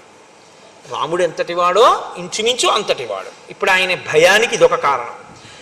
కానీ ఆవిడ పగ ఎటు తిరిగిందో చూడండి. రాముడు తనని భార్యగా అంగీకరించకపోవడానికి కారణం సీతమ్మ ఉండడమే. ఇప్పుడు సీతమ్మ యందు అనురక్తి రావణునికి కలగాలి. ఆ సీతమ్మని అపహరించాలి. అపహరించి రావణుడు తీసుకొస్తే సీతమ్మ బాధపడాలి. రాముడు రక్షించలేని స్థితి కల్పించాలంటే రాముడు దూరంగా ఉండగా సీతాపహరణం జరగాలి. రాముడు దూరంగా ఉండగా సీతాపహరణం జరగాలంటే రాముడి ముందు మనం నిలబడి లేనిపోని ఇబ్బంది తెచ్చుకోవడం ఎందుకన్న భావన రావణుని ఎందుకు కలగాలి. సీతమ్మని అపహరించి తెచ్చేయాలి. భార్య లేక రాముడు ఏడవాలి. ఆ భార్య రామభార్య అయ్యుండి కూడా రావణుడు చేసేటటువంటి ఉద్ధతితో కూడినటువంటి క్రియల వలన ఆమె ఏడవాలి. తను ఆమె ఉండడం వల్ల రాముణ్ణి పొందలేకపోయింది కాబట్టి రాముని భార్య అయినందుకు రాముణ్ణి పొందలేక పరపురుషుడు ఆమెని పొందడానికి ప్రయత్నిస్తుంటే ఆవిడ ఏడవాలి. ఆవిడ ఏడుపు చూసి తాను ఆనందించాలి. అంటే ఆ పగకి ఇంకా హద్దు లేదు. ఇంగ్లీష్లో శాడిస్ట్ అని ఒక మాట వాడుతుంటారు. మీరు పగ అనేటటువంటి దాన్ని అదుపు చేయకపోతే అది ఎంత దూరమైనా వెళ్ళిపోతుంది. దానికి ఇంకా హద్దు ఆపు ఏముండదు, ఎక్కడికైనా వెడుతుంది. శూర్పణఖ ఈ ప్రణాళికని అమలు చేయడానికి నిశ్చయించుకుంది. కాబట్టి ఇప్పటి వరకు సీతమ్మ గురించి ఒకలా మాట్లాడుతుంది, ఇప్పుడు సీతమ్మ గురించి ఒకలా మాట్లాడుతుంది. రావణుని యొక్క మనసు సీతమ్మ యందు లగ్నం కావాలి. అందుకనంది, రామస్యతు విశాలాక్షి పూర్ణేందు సదృశానన ధర్మపత్ని ప్రియాభర్తు నిత్యం ప్రియహితేరత. రామచంద్రమూర్తి యొక్క భార్య విశాలాక్షి, పెద్ద కన్నులు కలిగినది. పూర్ణేందు సదృశానన, పౌర్ణమి నాటి చంద్రబింబం ఎలా ఉంటుందో అటువంటి ముఖము కలిగినది. ఖచ్చితంగా పరుల భార్య యందు మనసు పెట్టుకునే అలవాటు ఉన్న రావణుడికి ఈ మాటలు చాలు. ఇప్పుడు సీతని అపహరించాలి అన్న కోరిక బలపడడానికి ఇప్పుడు రెండో పాదం వేసింది. ధర్మపత్ని ప్రియాభర్తు, ఆమె ధర్మపత్ని రాముడికి. ఆవిడ పక్కన లేకపోతే రాముడు విలవిలలాడిపోతాడు. ఎందుచేతనంటే ఆమె అంటే రాముడికి అంత ప్రీతి. నిత్యం ప్రియహితేరత, ఆమె రాముణ్ణి కూడా అలా అనువర్తిస్తుంది. కాబట్టి ఇప్పుడు రెండు ప్రయోజనాలు రావణుడి దృష్టిలో పెడతాయి. సీతని అపహరిస్తే నేను 10 మాటలు నా నోటితో అనడం కష్టం, ఆమె తనదవుతుందన్న కోరిక. 2, ఆమె లేక రాముడు చాలా క్షోభపడిపోతాడు. తను ఎదురుగుండా నిలబడి యుద్ధం చేసి బాధ పెట్టలేకపోయినా ఏకకాలమునందు అందగత్తె అయిన సీతని తాను తెచ్చుకోవడం, తనకి శత్రువైనటువంటి రామచంద్రమూర్తికి మనస్థిమితం లేకుండా చేసి ఆయన నీరసపడిపోయేటట్టుగా చెయ్యగలగడం. అంత ప్రియమైన భార్య కనపడకపోతే, ఆ భార్య రాక్షసుడి చేత అపహరింపబడితే ఆయనకి వెంటనే అశాంతి కలుగుతుంది కదండి. అశాంతి చేత ఏమవుతుంది? చెయ్యవలసినటువంటి ధర్మబద్ధమైన అనుష్ఠానము నశించిపోతుంది. అనుష్ఠానము నశిస్తే తేజస్సు నశిస్తుంది. తేజస్సు నశిస్తే తాను అవతలవాడిని పడగొట్టడానికి అవకాశం కలుగుతుంది. కాబట్టి ఇప్పుడు రావణుడి మనస్సులో తీసుకునేటటువంటి నిర్ణయం ఎటువంటిదై ఉండాలో అటువంటి నిర్ణయం రావణుడి నోటి వెంట పైకి వచ్చేటట్టు శూర్పణఖ వృత్తాంతాన్ని మార్చి అక్కడ ప్రకటిస్తోంది రావణుడి దగ్గర. అంటే తన పగకి అనుగుణంగా అవతలవాణ్ణి పనిముట్టుగా వాడుకోవడానికి ఎంత బాగా మాట్లాడగలదో శూర్పణఖ మీరు గమనించవలసి ఉంటుంది. ఇది బాగా అన్న మాట పనికొచ్చే బాగా, పనికిరాని బాగా అన్నది కూడా చూసుకోవలసి ఉంటుంది మాట విషయంలో. కాబట్టి సా సుకేశీ సునాసోరు సురూపాచ యశస్విని దేవతేవ వనస్యాస్య రాజతే శ్రీరివాపరా. ఆమె చాలా అందగత్తె, చాలా విశేషమైనటువంటి నల్లని కురులు కలిగినటువంటిది, అందమైనటువంటి రూపమున్నది, కీర్తి కలిగినటువంటిది. ఆమె వనములో తిరుగుతుంటే వనదేవత అనిపిస్తుంది. సాక్షాత్ శ్రీ మహాలక్ష్మిలా ఉంటుంది. తప్త కాంచన వర్ణాభ, కాల్చిన బంగారు కాంతితో ఉంటుంది. తాం అగ్నివర్ణాం తపసాజ్వలంతీం వైరోచనీం కర్మ ఫలేషు జుష్టాం అన్నట్టు రక్తతుంగ నఖీశుభ, ఎర్రని ఎత్తు కలిగినటువంటి ఎత్తైన గోళ్లతో ఉంటుంది. సీతానామవరోహ వైదేహి తనుమధ్యమ, సన్నని నడుము కలిగినటువంటి విదేహరాజపుత్రి అయినటువంటి ఆమె పేరు, అందమైన ముఖమున్న ఆ తల్లి పేరు సీత. నైవ దేవీ నగంధర్వీ నయక్షీ నచకిన్నరీ నైవం రూపా మయా నారీ దృష్టపూర్వా మహీతలే. అటువంటి అందగత్తెని నేను ఇత పూర్వం గంధర్వులలో కానీ, యక్షులలో కానీ, కిన్నెరులలో కానీ, ఎక్కడ భూలోకంలో ఉన్నటువంటి నరకాంతలలో కానీ నేను చూసి ఎరగను. ఈ మాట అన్న తర్వాత రావణ బుద్ధి ఇంకోలా ఉండే అవకాశం ఉంటుందా అంటే, ఇంత స్తోత్రం దేనికంటే సీతమ్మ తల్లి ఎందున్న ప్రీతి చేత కాదు, సీతమ్మ తల్లిని ఖేద పెట్టడానికి ఇప్పుడు ఆవిడ అందాన్ని పొగుడుతోంది. ఇప్పటి వరకు ఏమంది? కరాళ అసతి అంది. ఇప్పుడు ఆవిడ అందాన్ని పొగుడుతోంది. అంటే తనకి ఎప్పుడు అనుకూలమో అప్పుడు అలా మాట్లాడుతుంది. యస్య సీతా భవేద్ భార్య యం చ హృష్టా పరిష్వజేత్ అతి జీవేత్ స సర్వేషు లోకేష్యపి పురందరాత్. సీతమ్మ ప్రియమార ఎవరిని కౌగిలించుకుంటుందో వాడు ఇంద్రుడి కన్నా గొప్పవాడు. అటువంటి పురుషుడు ఎంత అదృష్టవంతుడో ఊహించడానికి శక్యం కాదు. అంటే ఈయన మనస్సుని ఆవిడ వైపు ప్రవేశపెడుతోంది. సా సుశీల వపుశిలాఘ్య రూపేణ ప్రతిమాభువి తవానురూపా భార్యా స్యాత్ త్వం చ తస్యాస్తథాపతి. ఆమె చక్కని శీలవతి, సౌందర్యము కలిగినది, ఆమె రూపము సాటి లేనిది, నీకు భార్య కాదగినది, ఆమెకు నీవే భర్త కాదగిన వాడవు. ఇది ఇంతకన్నా అర్ధరహితమైన మాట ఇంకోటి ఉంటుందండి. ఆవిడ వివాహిత, ఆవిడికి భర్త ఉన్నాడు. ఆమెకి నీవే భర్త కాదగిన వాడివి అంటే అసలు నీ పక్కన కూర్చోవలసిన ఆవిడ్ని రామచంద్రమూర్తి తన పక్కన కూర్చోబెట్టుకుంటున్నాడు. ఇది అతని అసూయకి ఇంకొక కారణం. ఇప్పుడు ఇంకొంచెం ఆజ్యం పోసింది. వెళ్ళి ఓడించి తీసుకురాలేడు. ఆ చేతకానితనం కూడా, అంటే తొందరపడి రాముడు ముందుకు ఎడతాడేమో ఆవిడకు అనుమానం ఉంది. ఎందుకంటే 14,000 మంది చచ్చిపోవడం ఆవిడ చూసింది. గబుక్కుని రావణుడికి ఏమైపోతే ఆవిడ పగ తీరేది ఎలాగ? ఇంకా పగ తీరాలంటే ఇప్పుడు ఆవిడ ప్రణాళిక మార్చింది. రాముడి మీదకి యుద్ధానికి పంపితే ఇక నా పగ తీరదు. ఆవిడకి అనుమానం వచ్చింది రాముడి చేతిలో నిలబడడం కష్టమని. కాబట్టి సీతమ్మను అపహరిస్తే పోతుంది. కాబట్టి ఇప్పుడు దానికి అనుగుణంగా అలా జరిగేటట్టుగా మాట్లాడుతోంది. కురుప్రియం తథా తేషాం రక్షసాం రాక్షసేశ్వర వధాత్ తస్య నృశంసస్య రామస్యాశ్రమవాసినః. నీవు సీతాపహరణం చేసి రాక్షసులకందరికీ కూడా ఉపకారం చెయ్యాలి. ఎందుచేతనంటే చనిపోయినటువంటి రాక్షసులందరూ కూడా శాంతి పొందాలి అంటే రాముడు అశాంతి పొందేటట్టు చేయాలి. రాముడు అశాంతి పొందాలి అంటే రాముని యొక్క ప్రియ భార్య అయినటువంటి సీతని నువ్వు అపహరించాలి. ఈ మాటలు చెప్పిన తర్వాత మంత్రులు ఎంత గొప్పవాళ్ళో, ఆయన మంత్రులందరితోటి ఒకసారి సమావేశం పెట్టి ఆవిడ ఒక చాలా చమత్కారమైనటువంటి మాట ఒకటి చెప్పింది. అసలు నేను ఆ సీతని నీకు భార్యని చేద్దామని తీసుకొచ్చే ప్రయత్నం చేశాను. ఆ లక్ష్మణుడు ఉన్నాడే, నేను సీతమ్మని నీకు భార్యగా చేద్దాం, నీకు తగింది కదా, రాముడికి ఎందుకని తీసుకొస్తుంటే నా ముక్కు చెవులు కోసేశాడు. అదే యథార్థం కాదు. అంటే తన ముక్కు చెవులు కొయ్యడం అన్న విషయాన్ని రావణుడు అడిగేంత వరకు దాచినా దాగని దాన్ని ప్రస్తావించకుండా అడిగిన తరువాత సానుభూతి రావణుడికి కలిగేటట్టుగా ఆ జరిగిన కథని తిప్పింది. చూసావా పాపం ఎంత ప్రీతో మా చెల్లెలకి, ఎంత ప్రీతో అనుకోవడానికి కారణం ఒకటి ఉందండి. ఎందుకంటే శూర్పణఖ భర్త విద్యుజిహ్వుడు అన్న ఆయన్ని శత్రు సైన్యం అనుకుని గబుక్కుని రావణాసుడు చంపేశాడు ఆవిడ భర్తని. ఆవిడ భర్తని ఆవిడికి లోటే ఉంది. చూశాంగా, ఎవరైనా అందంగా కనపడితే వెళ్ళి నాతో భోగించట్టుంటుంది. కాబట్టి నేను ఈవిడ భర్తని చంపేసిన ఈవిడ మాత్రం నాకు అనురూప అయినటువంటి భార్యను తీసుకురావడానికి ప్రయత్నిస్తూ పాపం ముక్కు చెవులు కూడా కోల్పోయింది అన్న సానుభూతి తన ఎందు కలిగితే తను చెప్పిన మాటలలో ఉన్నటువంటి డొల్లతనం ఏమైనా ఉంటే దాని వైపుకి ఇంకా రావణ దృష్టి వెళ్ళకూడదు. పైగా ఆయన దృష్టి ఇంకెక్కడికి ఎందుకు వెళ్ళదంటే ఆయన దృష్టి ఎక్కడికి వెళ్ళాలో అక్కడికి వెళ్ళిపోవాలంటే ఓ ఆడది అందంగా ఉందని చెప్తే తాలడిపోతుంది అంతే ఆయన దృష్టి. అంత ధర్మాత్ముడు, అంత గొప్ప మనసున్నవాడు, చిలితమైనటువంటి మనసున్నవాడు, కదిలిపోతుంది ఆ మనసు తొందరగా. కాబట్టి అటువంటి వాడు కాబట్టి ఆమె ఇటువంటి బోధ చేసింది. ఇప్పుడు ఆయన మంత్రులతో మాట్లాడాడు. ఒక్కడూ కూడా ఆలోచించుకున్నట్ట ఎటువంటి ఉపాయమును నేను తీసుకోవలసి ఉంటుంది. ఆయన దృష్టికి బాగా తోచినటువంటి ఉపాయం ఏమిటంటే, నేను సైన్యంతో వెళ్ళి రాముడితో లక్ష్మణుడితో యుద్ధం చేయడం కన్నా రామలక్ష్మణులను దూరం చేసి సీతమ్మను అపహరించడమే మంచిది.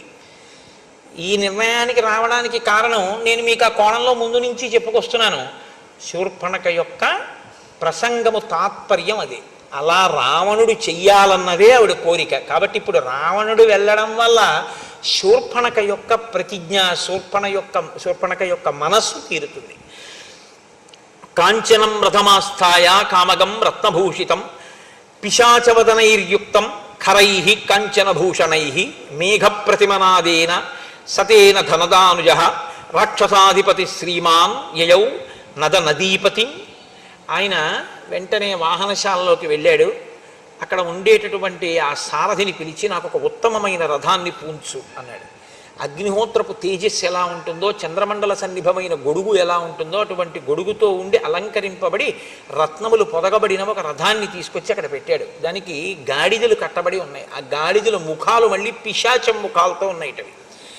అటువంటి రథాన్ని అధిరోహించాడు. నదీనదముల యొక్క భర్తని చూస్తూ వెడుతున్నట్ట. నదీనదముల యొక్క భర్త అంటే సముద్రుడు. నది తూర్పు ముఖంగా ప్రవహిస్తుంది, నదము పశ్చిమ ముఖంగా ప్రవహించి సముద్రంలో కలిసిపోతుంది. కాబట్టి ఇప్పుడు ఆ సముద్రాన్ని చూస్తూ ఆ రథం మీద వెళ్ళిపోతున్నాడు. వెళ్ళిపోతూ కింద ఉన్నటువంటి ఆశ్రమాలని వాటిని అన్నింటినీ చూస్తున్నాడు. ఆయన అలా ఉత్తర దిక్కుగా ప్రయాణం చేసి వెడుతున్నప్పుడు అందులో కింద చూడవలసినటువంటి ఆశ్రమాలు, వనాలు, మృగాలు మొదలైనవి కనపడుతుంటాయి. సంతోషిస్తున్నాడు, ఆలోచిస్తున్నాడు. మహర్షి అక్కడ ప్రతిపాదించి చూడదగినదిగా చెప్పబడిన చాలా గొప్ప విషయం ఒకటి ఉంది. అది ఒకానొకప్పుడు గరుత్మంతుడు గజకచ్చపములు అని ఒక ఏనుగు, ఒక తాబేలు, అవి నిరంతరం పోరాటం చేసుకునే మహాభారతంలో దాని గురించి విశేషంగా ప్రస్తావన ఉంది. ఆ గజకచ్చపములను తినేయమన్నారు గరుత్మంతుడి ఆకలి తీరాలంటే. ఈయన వెళ్ళి వాటి రెండింటినీ కూడా తన కాళ్లతో పట్టుకుని తీసుకొచ్చి ఒక పెద్ద చెట్టు 100 యోజనముల వరకు పెరిగినటువంటి శాఖలు కలిగిన ఒక మర్రి చెట్టు కొమ్మ మీద పెట్టుకున్నాడు. పెట్టుకుంటే ఆ కొమ్మ పెళపెళ విరిగిపోయింది వాటి బరువుకి. ఆ కింద మునులు తపస్సు చేసుకుంటున్నారు. ఆ కొమ్మ వాళ్ళ మీద పడిపోతుందేమోనని ఆయన ఏం చేశారంటే ఒక కాలితో గజకచ్చపాలని పట్టుకుని ఒక కాలితో ఈ కొమ్మని పట్టుకుని సముద్రం మీద ఎగిరిపోయాడు. అలా ఎగిరిపోతూ ఆయన ఆ గజకచ్చపాలు రెండింటినీ తినేశాడు. ఆ ఏనుగుని ఆ తాబేల్ని తినేసి ఇప్పుడు ఈ కొమ్మతో ఆయన ఒక పని చేసేట. ఒక కిరాత గ్రామంలో మునులను వేధించేటటువంటి వాళ్ళు కొంతమంది ఉన్నారట. ప్రహర్షముతులం లేభే మోక్షయిత్వా మహామునీన్. వాళ్ళని ఆ చెట్టు కొమ్మతో బాది సంహరించి ఈ మునులను కాపాడట. ఆ చెట్టు ఎక్కడుందో ఆ చెట్టు కొమ్మ విరిగిపోగా మిగిలినటువంటి చెట్టు 100 యోజనముల విస్తీర్ణము కలిగినటువంటి ఒక పెద్ద మర్రి చెట్టు. దాని కింద మునిగణములన్నీ కూర్చుని తపస్సు చేస్తూ ఉంటారు. ఆంధ్రదేశంలో ఇలాంటి చెట్టు ఒకటి కర్నూలు జిల్లాలో అనుకుంటా చాలా పెద్దది ఉంది అని ఆ చెట్టుని చూడ్డానికి వెడుతుంటారు. నమో వృక్షేభ్యో హరికేశాయోపవీతినే పుష్టానాం పతయే నమో నమో అని కదా. చాలా కొన్ని కిలోమీటర్ల దూరం వరకు దాని కొమ్మలు వ్యాపించి ఉంటాయి అంటారు. అలా అటువంటి వృక్షరాజములు ఇప్పుడే ఉన్నాయి అంటే ఆ కాలంలో ఇంకా పెద్ద ఉండేవన్నమాట. తం మహర్షి గణైర్జుష్టం సుపర్ణకృతలక్షణం నామ్యాం సుభద్రం యగ్రోధం దదర్శ ధనదానుజ. సుభద్రం అనేటటువంటి పేరు కలిగిన ఆ మర్రి చెట్టుని ఈ రావణాసురుడు చూశాడు. అంత పెద్ద మర్రి చెట్టుని ఆయన మెల్లగా సముద్ర తీర ప్రాంతంలో, అంటే ఉత్తర సముద్ర తీర ప్రాంతం దగ్గరికి వెళ్ళిన తర్వాత మారీచుని యొక్క ఆశ్రమాన్ని చూశాడంటే తన కార్యమును సాధించుకోవడానికి. ఇప్పుడు ఆయన ఏమిటి నిర్ణయానికి వచ్చాడు? రామలక్ష్మణుల్ని దూరం చేసి సీతమ్మను అపహరించాడు. కాబట్టి ఇప్పుడు రామలక్ష్మణులని దూరం చేయడము అంటే అదంత తేలికైన విషయం కాదు. సీతమ్మ దగ్గర ఎప్పుడూ రాముడో లక్ష్మణుడో ఉంటారు. రామలక్ష్మణులు ఇద్దరూ వెళ్ళిపోవాలంటే ఏదో చాలా పెద్ద ప్రణాళికే వేయాలి, సామాన్యమైన విషయం ఏం కాదు అది. కాబట్టి అంత గొప్ప ప్రణాళికని అమలు చెయ్యడంలో రావణాసురుడికి సహకరించగలిగినటువంటి సమర్థత కలిగిన మిత్రుడిని వెతుక్కోవాలి. కాబట్టి ఇప్పుడు ఆయన మారీచుని యొక్క ఆశ్రమానికి వెళ్ళాడు. వెళ్ళి ఆ మారీచుడి దగ్గరికి వెళ్ళి ఒక మాట చెప్తున్నాడు. 14,000 మంది ఖరదూషణాదులనేటటువంటి రాక్షసుల్ని నేను జనస్థానంలో ఉంచాను, నీకు తెలుసు. వాళ్ళు ఏం చేస్తూ ఉంటారు? ఏదో పాపం వాళ్ళ పని వాళ్ళు చేసుకుంటూ ఉంటారు. ఏమిటి వాళ్ళ పని? బాధమానా మహారణ్యే మునీన్వై ధర్మచారిణ. ధర్మమును అనుష్ఠించేటటువంటి మునులను బాధిస్తూ ఉంటారు వాళ్ళు. కాబట్టి వాళ్ళ పని వాళ్ళు చేసుకుంటున్నారు. కానీ నానా ప్రహరణోపేతా కర ప్రముఖ రాక్షసా తేన సంజాతరోషేణ రామేణ రణమూర్ధని అనుప్యాపరుషం కించిత్ శరైర్వ్యాపారితం ధను. అటువంటి ఖరదూషణాదుల్ని వాళ్ళ పని వాళ్ళు చేసుకుంటున్న వాళ్ళని, మునుల్ని బాధ పెడుతున్న వాళ్ళని రాముడు ఒక్క మాట వ్యగ్రతతో ఏమీ అనకుండా యుద్ధానికి వెళ్ళారు అని 14,000 మందిని చంపేశాడంతే, ధనస్సుకు బాణాలు సంధించి. అంత కోపం అదే ప్రవర్తించవలసిన పని అంటూ పిత్రానిరస్త, తండ్రి చేత ఇంటి నుంచి వెళ్ళగొట్టబడ్డాడు రాముడు. అంత దురాత్ముడు కాబట్టి. క్రుద్ధేన, విపరీతమైన కోపం ఉన్నవాడు. సభార్య, భార్యతో ఉన్నవాడు. క్షీణ జీవిత, ఇలాంటి వాడు కాబట్టే వాళ్ళ జోలికి వెళ్ళాడు కాబట్టి అయిపోయింది ఇంకా ఆయన జీవితం. సహంతా తస్య సైన్యస్య రామ క్షత్రియ పాంసన. క్షత్రియులలో అధముడైనటువంటి రాముడు 14,000 మంది ఖరదూషణాదుల్ని సంహరించాడు. దుశ్శీల కర్కశస్తీక్ష్ణో మూర్ఖో లుబ్ధో అజితేంద్రియ త్యక్తధర్మో అధర్మాత్మ భూతానాం అహితేరత. ఆయనకు అంతే అర్థమయ్యాడు రాముడు. అసలు ఆయన రాముడి దగ్గరికి వెళ్ళింది లేదు, రాముడి గురించి ఆయన తెలుసుకున్నది లేదు. కానీ ఎన్ని కితాబులు ఇచ్చేస్తున్నాడో చూడండి. దుశ్శీల, సరి అయిన మంచి శీలము లేనివాడు. కర్కశుడు, చాలా తీవ్రమైనటువంటి స్వభావం ఉన్నవాడు. మూర్ఖుడు, అన్నిటినీ కోరుకునేటటువంటి వాడు. ఇంద్రియములను గెలవలేకపోయినవాడు. ధర్మమును విడిచిపెట్టినవాడు. అధర్మాన్ని అనుష్ఠించేవాడు. సమస్త భూతములకు కూడా అపకారం చేసేటటువంటి వాడు. అటువంటి రావణుడు అని వచ్చేస్తుంటుంది నాకు. కాబట్టి అటువంటి రాముణ్ణి నేను సంహరించాలి. ఏన వైరం వినారణ్యే సత్వమాశ్రిత్య కేవలం కర్ణనాసాపహరణాత్ భగినీమే విరూపిత. అసలు ఏ కారణం లేకుండా ఆవిడ చేసి నా కోసం సీతమ్మని ఎత్తుకొచ్చేద్దాం అనుకుందిట అంటే మళ్ళీ మారీచుడు మరి అలాంటి పనులు ఏమిటయా అంటాడేమోనని ఆవిడే ఓ అబద్ధం. ఈయన ఆ అబద్ధాన్ని ఇంకో పెద్ద అబద్ధం చేస్తున్నాడు. ఈయన అంటున్నాడు అసలు ఈయన వైరం వినారణ్యే, అరణ్యంలో అసలు ఈ శూర్పణఖకి రాముడికి వైరమే లేదు. పాపం ఏదో ఆవిడ మానాన్ని ఆవిడ వెళ్ళిపోతాడు. చూశాడంతే రాముడు, గబగబా వచ్చి ముక్కు చెవులో కోసేశాడంతే. ఎందుకు కోసేశాడో తెలియదు, విరూపం చేసేశాడు నా చెల్లెల్ని. కాబట్టి తస్య భార్యాం జనస్థానాత్ సీతాం సురసుతోపమాం అనయిష్యామి విక్రమ్య సహాయస్తత్రమే భవ. కాబట్టి నేనిప్పుడు జనస్థానంలో ఉన్నటువంటి రాముని భార్య అయిన సీతమ్మని అపహరించి తేవాలి అని అనుకుంటున్నాను. సీతమ్మని అపహరించడం ఎందుకు అంటావా? సీతమ్మని అపహరించి తీసుకొస్తే ఆయన ప్రియ భార్య కనుక రాముడు శుష్కించిపోతాడు. శుష్కించిపోయిన రాముడి మీద నేను ప్రతీకారం తీర్చుకోవడం తేలికవుతుంది. అంటే ఇన్ అదర్ వర్డ్స్ అంటారు చూసారా, అలా ఇంకొక మాటగా చెప్పాలి అంటే ఇప్పుడున్న పరిస్థితుల్లో రాముణ్ణి నేను ఎదుర్కోలేను. తన పిరికితనాన్ని కూడా బయట పెట్టుకున్నాడనే చెప్పవలసి ఉంటుంది. కాబట్టి నువ్వేం చెయ్యాలి? నువ్వు తప్ప నాకు ఇప్పుడు ఉపకారం చెయ్యగలిగినటువంటి మిత్రుడు కనపట్టలేదు. సవర్ణస్త్వం మృగో భూత్వా చిత్రో రజిత బిందుభిః ఆశ్రమే తస్య రామస్య సీతాయాః ప్రముఖే చర త్వాం తు నిస్సంశయం సీత దృష్ట్వా తు మృగరూపిణం గృహ్యతామితి భర్తారం లక్ష్మణం చాభిదాస్యసి. నీవు బంగారు చుక్కలు కలిగినటువంటి ఒక జింక వేషంలో అక్కడ తిరగాలి. అపురూపమైనటువంటి నీ రూపాన్ని చూసి, ఆశ్రమంలో విహరిస్తున్నటువంటి నీ రూపాన్ని చూసి ఆకర్షితురాలైన సీత నువ్వు కావాలి అని కోరుకుంటుంది. నిన్ను వేటాడడం కోసం రాముడు దూరంగా వెడతాడు. రాముడు దూరంగా వెళ్ళినటువంటి అవకాశాన్ని వినియోగించుకొని, ఇంకా ఇక్కడ చెప్పలేదు మారీచుడు ఏమనాలో, అప్పుడు నేను సీతని అపహరించగలుగుతాను. అపహరించి నేను సీతని తీసుకొస్తాను. త్వాం తు నిస్సంశయం సీతా దృష్ట్వా తు మృగరూపిణం గృహ్యతామితి భర్తారం లక్ష్మణం చాభిదాస్యసి. అలా నేను సీతమ్మని అపహరించేటప్పుడు నిరాబాదో హరిష్యామి రాహుశ్చంద్ర ప్రభామివ, నేను ఏమీ ఇబ్బంది లేకుండా సీతమ్మని అపహరించి తీసుకొచ్చేస్తాను. ఎందుకంటే ఇబ్బంది లేకుండా అంటే రామలక్ష్మణులు అక్కడ ఉండరు కాబట్టి. అది ఎలా తీసుకొస్తానని ఆయన నోటి వెంట పడిపోయిందంటే మాట, రాహువు చంద్రుణ్ణి కబళించినట్టు. చంద్రగ్రహణంలో రాహువు కబళిస్తాడు, కానీ చంద్రగ్రహణం ఉంటుందా? చంద్రుడు మళ్ళీ బయటికి వచ్చేస్తాడు, రాహువు పోతాడు. రాహువు ఎప్పుడు పాపగ్రహం కిందే కదా. కాబట్టి సీతమ్మ నేను తీసుకెళ్ళినా మళ్ళీ సీతమ్మ రాముణ్ణి చేరిపోతుంది అన్న మాట రావణుడి నోటి వెంట చెప్పకనే చెప్పేశాడు ఆ రోజున. కాబట్టి రాహువు చంద్రుడిని గ్రసించినట్లు నేను గ్రసిస్తాను అంటే ఈ మాట విన్నట్ట మారీచుడు. తస్య రామకథాం శ్రుత్వా మారీచస్య మహాత్మనః శుష్కం సమభవద్వక్త్రం పరిత్రస్తో బభూవః.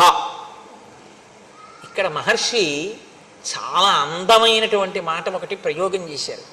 తస్య రామకథాం శ్రుత్వా, రాముడి గురించి ఈ రావణుడు చెప్పినటువంటి మాటలు విన్నారట. ఎవరు?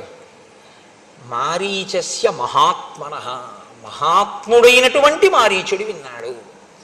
ఆయన రాక్షసుడు అని కానీ, లేకపోతే అల్పమైన బుద్ధున్నవాడని కానీ మహర్షి అనలేదు. అనలేదు అంటే మారీచుడు మహాత్ముడు అని మహర్షి అంతటి వారు సంబోధించారు అంటే మారీచుని యొక్క ప్రసంగము, మారీచుని యొక్క హృదయము, మారీచుని యొక్క స్థితి ఎలా ఉంటాయో మీరు ఊహించవచ్చు. గతంలో అయితే రామునికి అపకారం చేయబోయినవాడు, విశ్వామిత్రుడికి అపకారం చేయబోయినవాడు, యజ్ఞధ్వంసమునకు పాల్పడినవాడు, అధర్మమునందు ప్రవర్తించినవాడు అయి ఉండవచ్చుగాక. కానీ ఇప్పుడున్న మారీచుని పరిస్థితి వేరు. కాబట్టి మారీచస్య మహాత్మనః.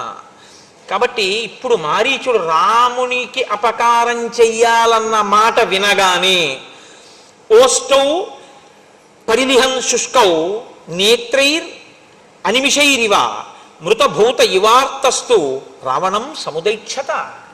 పెదవులు ఎండిపోయి గబగబా నాలుకతో పెదవులు నాక్కున్నట్టు. అసలు ఆ మాట వినగానే నీకు పెదవులు ఎండిపోయి నోట మాట రాలేదు. ముఖం పాలిపోయింది, శుష్కించిపోయింది. రావణుడి వంక కనురెప్ప వేయకుండా స్తంభీభూతుడైపోయిన వాళ్ళ ఒక్కసారి అలా ఉండిపోయేట. రాముడికి అపకారమా, సీతాపహరణమా అంటే రాముడెవరో అర్థం అయ్యుండాలి మారీచుడికి.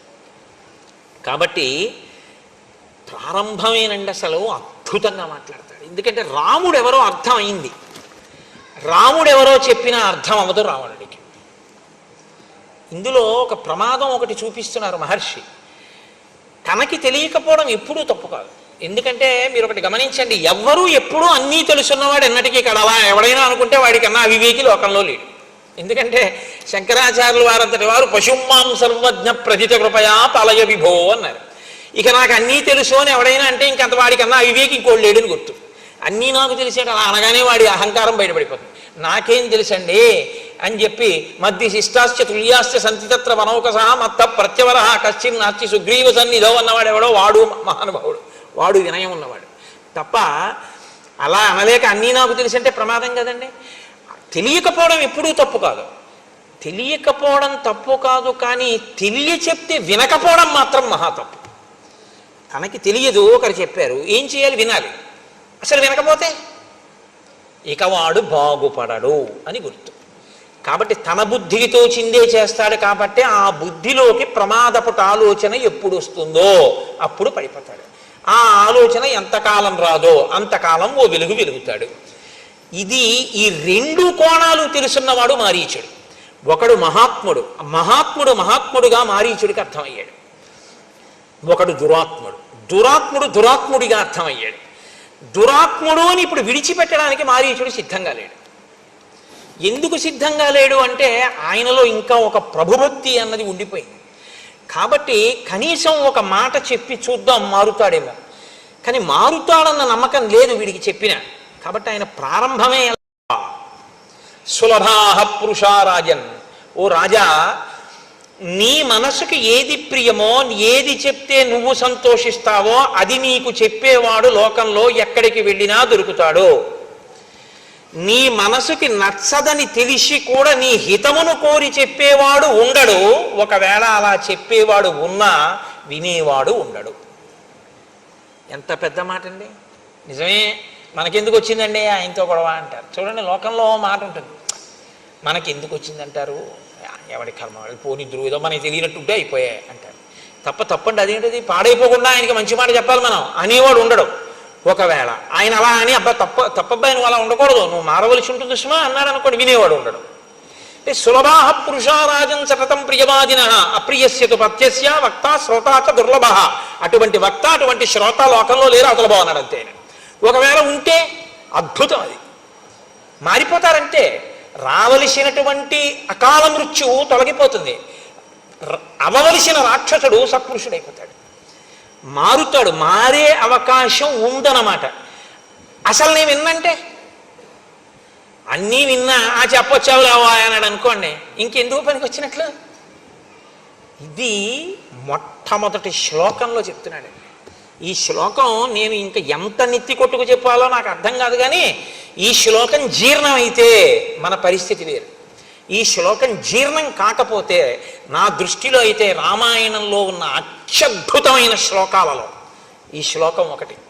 ఎందుకో తెలుసా? మనుష్యుడన్నవాడు పాడైపోవడానికి ప్రధాన కారణం ఎక్కడుంటుందంటే చెప్పేవాడు లేక కాదు, చెప్పేవాడు ఉన్న వినేటటువంటి బుద్ధి లేక పాడైపోతాడు.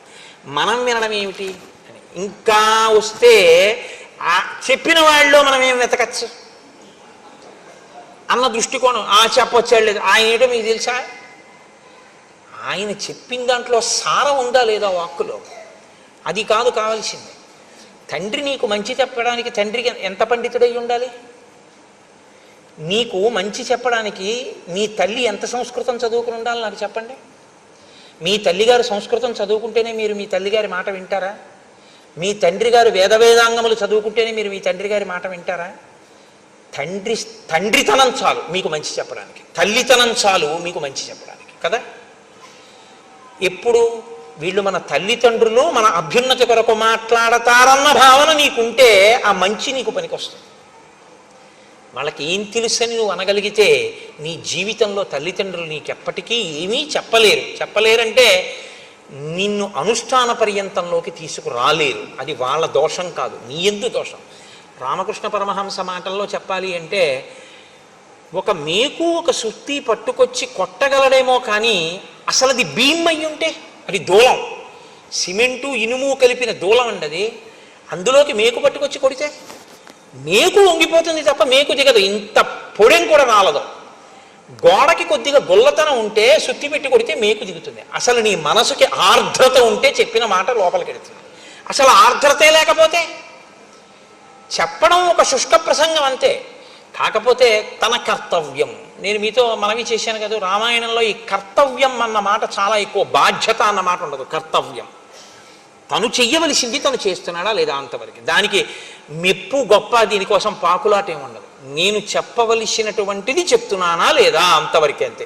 నేను చెప్పవలసింది చెప్పేశాను, నేను తీసుకొచ్చిన నీళ్లు కురిసేశానా లేదా, అనుకున్న మేఘం ఎటువంటిదో చెప్పాలనుకుని చెప్పేసినవాడు అటువంటి వాడు లోకము యొక్క హితము కొరకు. కాబట్టి సులభాహ పురుషారాజన్, నువ్వు సీతమ్మని ఎత్తుకొస్తాను అంటే బహుశా నీ మంత్రులు ఏం మాట్లాడి ఉండరు, అలాగే ఉంటారు. ఇది దాని ఉద్దేశ్యం. ఇంతకుముందు మాట్లాడాడుగా. కానీ నీ హితమును కోరివి కష్టమైన మాటలా అనిపించిన చెప్పేవాడు ఉంటాడు, వినేవాడు మాత్రం దొరుకుతాడని నమ్మకం లేదు. సాహసించి చెప్పేవాడు కూడా ఉండడు, మనకెందుకు వచ్చిన గొడవ అని తప్పుకుంటారు. కాబట్టి అసలు ఈ మొట్టమొదటి శ్లోకం అర్థమైతేనండి ఇక రామాయణం లేదు, అయిపోయింది రామాయణం ఇక్కడితో. ఎందుకో తెలుసా అండి, వెంటనే లంకకి వెళ్ళి శూర్పణఖని లాగి లెంపకాయ కొట్టి తీసుకెళ్లి రాముడి కాళ్ళ మీద పారేసి తాను కాళ్ళ మీద పడిపోయి బుద్ధి గడ్డి తిని సీతమ్మని ఎత్తుకెడదాం అనుకున్నానండి, నాది తప్పైపోయింది, నా బుద్ధి మారింది, మీరెవరో తెలుసుకున్నాను, నేను కూడా నా తపస్సుని ఇంకా ధర్మం కోసమే ఉపయోగిస్తానని రావణుడు అని ఉండి ఉంటే అసలు ఇంకా మిగిలిన కాండలు లేవు, రేపే మంగళం చెప్పేయడమే. వినకపోవడం వల్ల కదండి కథ అంతా నడిచింది. వినకపోతే ఎంతమంది పాడవుతారో కూడా చెప్తాడు మారీచుడు. ఒక్క స్థానంలో ఉన్నవాడు వాడు కూర్చున్న స్థానాన్ని బట్టి వినకపోవడం అన్న ఫలితం ఉంటుంది.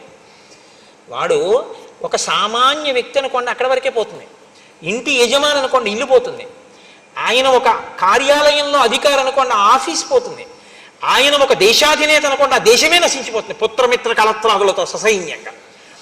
నువ్వు మాట బాగా వినాలి, ఎందుకంటే నువ్వు చాలా పెద్ద స్థానంలో ఉన్నావు, నువ్వు వినకపోవడం నీతో పోదు, నీతో ఉన్న వాళ్ళందరూ పోతారంటాడు మారీచుడు.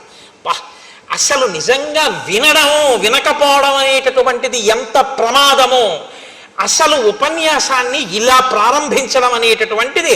అందుకు కదండి మారీచస్య మహాత్మనః అన్నాడు మహానుభావుడు వాల్మీకి మహర్షి. కాబట్టి నమానం బుద్ధ్యసే రామం మహావీర్యం గుణోన్నతం అయుక్తచారశ్చపలో మహేంద్రవరుణోపమం.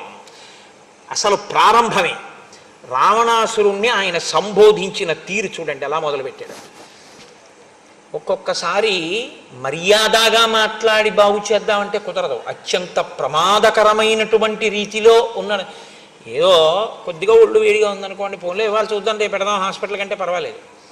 వాంతులు విరేచనాలు కూడా అవుతున్నాయి అనుకోండి, ఓ గంట పెడదామంటే పర్వాలేదు. ఊపిరి అందకపోతే వెళ్ళిపోవాలంతే వెంటనే. అప్పుడు ఇంకా కారు ఉంటే కారు, బండి ఉంటే బండి, మోటార్ సైకిల్ ఉంటే మోటార్ సైకిల్, ఏమీ లేకపోతే భుజం మీద వేసి పట్టుకుపోవాలంతే తప్ప కరెంట్ లేదండి లిఫ్ట్ లేదండి ఇప్పుడు ఎలా దింపుతామండి అందులో చూద్దాం ఉండో అరగంట పోయా కరెంట్ వస్తుంది అంటారా?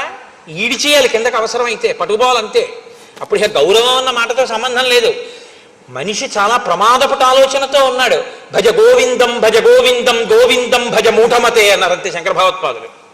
అవసరాన్ని బట్టి సంబోధన అలా ఉంటుంది, ఆ పరిస్థితిని బట్టి అలా మాట్లాడవలసి ఉంటుంది. మనం మాట్లాడటల్లా పిల్లల విషయంలో ఆ పరిస్థితి యొక్క వ్యగ్రతని బట్టి సంబోధన ఉంటుంది. ఇది తెలుసున్నవాడు మహానుభావుడు. అందుకని ఎలా సంబోధించాడు అంటే అయుక్తచార చపలో, ఒరే నీకు చారులు లేరు. చారులంటే గూఢచారులు. అసలు విషయం ఏమిటి అని చెప్పేవాడు నీకు లేడు. అసలు ఉన్న విషయాన్ని ఉన్నట్టు చెప్తే వినగలిగినటువంటి ఓపిక నీకు లేదు. నువ్వు ఏడుస్తావు, నీకన్నా ఎవడైనా బలవంతుడు ఉన్నాడు మంచివాడు ఉన్నాడంటే నువ్వు వినవు. చెప్పలో నీ బుద్ధి ఎప్పుడు కదిలిపోతుంది, నీ మనసు స్థిరమైంది కాదు. ఈ రెండిటితోటి సంబోధించాడు. రాజుగా అలా విఫలం, వ్యక్తిగా ఇలా విఫలం. కాబట్టి నువ్వు ఇప్పుడు రెండూ దిద్దుకోవాలి, వ్యక్తిగా దిద్దుకోవాలి, రాజుగా దిద్దుకోవాలి. నువ్వు అసలు రెండిటికీ పనికి మాలినవాడివి. అసలు ఒక వ్యక్తిగా ఉండడానికి నీకు అర్హత లేని తనంతో ఉన్నావు. నువ్వు చాలా చపలంగా ఉంది నీ మనసు. అసలు నీ మనసుకి ఒక నిలకడన్నది లేదు. ఇలాంటి దాన్ని ఎలా నిలబెట్టావురా తపస్సు అన్న మాటతో? ఇదే ఈ మాటకి తీర్పు ఎక్కడుందో తెలుసా అండి? అయుక్తచార చపలో. ఈ చపలో అన్న మాట రావణుడి పట్ల పదే పదే పదే పదే వాడారు. ప్రయత్నం చేసి మారుతాడేమో అన్న వాళ్ళందరూ సీతమ్మ ఇదే అంది, హనుమ ఇదే అన్నారు. ఆఖరికి మండోదరంది చచ్చిపోయిన తర్వాత రాముడు ఎక్కడ చంపేశాడయా? చలితం చలితేంద్రియం, నీ ఇంద్రియాలు కదిలిన నీ మనస్సు నిన్ను చంపేశాయి అన్నారు. దీని డిజాస్టర్ అంటారే, దీని ప్రమాదం ఎక్కడొస్తుందో ఆ ప్రమాదాన్ని అక్కడ వరకు లెక్క కట్టి దాంతో సంబోధించి మాట్లాడాడు. మహాత్మనః కాకపోతే ఎవరండి ఆయన? అందుకని మారీచుడు రాక్షసుడు కావచ్చు ఒకప్పుడు, ఇప్పుడు మహాత్ముడే. కాబట్టి ఆయన రాముడి గురించి ఏమిటో నువ్వు మాట్లాడతావు? ఎన్ని కితాబులు ఇచ్చి మాట్లాడావు? అధర్మాత్ముడు అన్నావు. ఇంద్రియములను జయించని వాడన్నావు, తండ్రి ఇంట్లోంచి బయటికి తోసేశాడన్నావు, కారణం లేకుండా విరూపని చేశాడన్నావు, ఇన్ని మాటలు అన్నావుగా. ఇప్పుడు నేను చెప్తాను విను. ననూనం బుద్ధ్యతే రామం మహావీర్యం గుణోన్నతం. ఆయన చాలా గొప్ప వీర్యం ఉన్నవాడు. ఎంతమందినైనా తాను లోపల కదలకుండా కదల్చగలడు, పడగొట్టగలడు, తను లోపల కదిలిపోడు. ఆయన అంత అచలమైన వాడు, నువ్వో చంచలమైన వాడివి. ఆయనవి సముధికమైనటువంటి గుణాలు, ఇన్ని గుణముల యొక్క రాశి రామచంద్రమూర్తి. నువ్వో నిర్గుణుడవు. అసలు గుణం ఉండడానికి మనసు నిలబడితేగా నీకు, అసలు నీకు మనసు లేకపోవడమే నీకున్న ఒక పెద్ద గుణం. నువ్వు ఆయన గురించి మాట్లాడడం ఏంటి? ఎంత ధైర్యంగా మాట్లాడుతున్నాడండి రావణుడితో. రావణుడితో ఇంత ధైర్యంగా మాట్లాడడం, ఇంత నిలదీసి మాట్లాడడం మీకు రామాయణంలో ఎక్కడా కనబడదు. అలా మాట్లాడేవాడు ఉంటే బహుశా కిష్కింధకాండలో సుగ్రీవుణ్ణి హనుమ మాట్లాడతారు. ఇంత కదిలిపోయేవాడివి నువ్వేం పనికొస్తావు రాజు కిందని అడిగాడు ఆయన. అడిగితే విన్నాడు కాబట్టి సుగ్రీవుడు బాగుపడ్డాడు, వినలేదు కాబట్టి రావణుడు నశించిపోయాడు. రామాయణంలో మీరు అది పట్టుకోవాలి. వినడం వినడం వినడం వినాలి. రాముడు విన్నాడు. రాముడంతటి వాడు కూడా కోపానికి లోనయ్యాడు. లక్ష్మణుడు చెప్తే విన్నాడు కాబట్టి రాముడు ఇవాళ పూజింపబడ్డాడు. ఆ వినడం అన్నది లేకపోతే ఎవ్వడూ బాగుపడే అవకాశం ఉండదు. చాలా ప్రమాదం. వినాలి.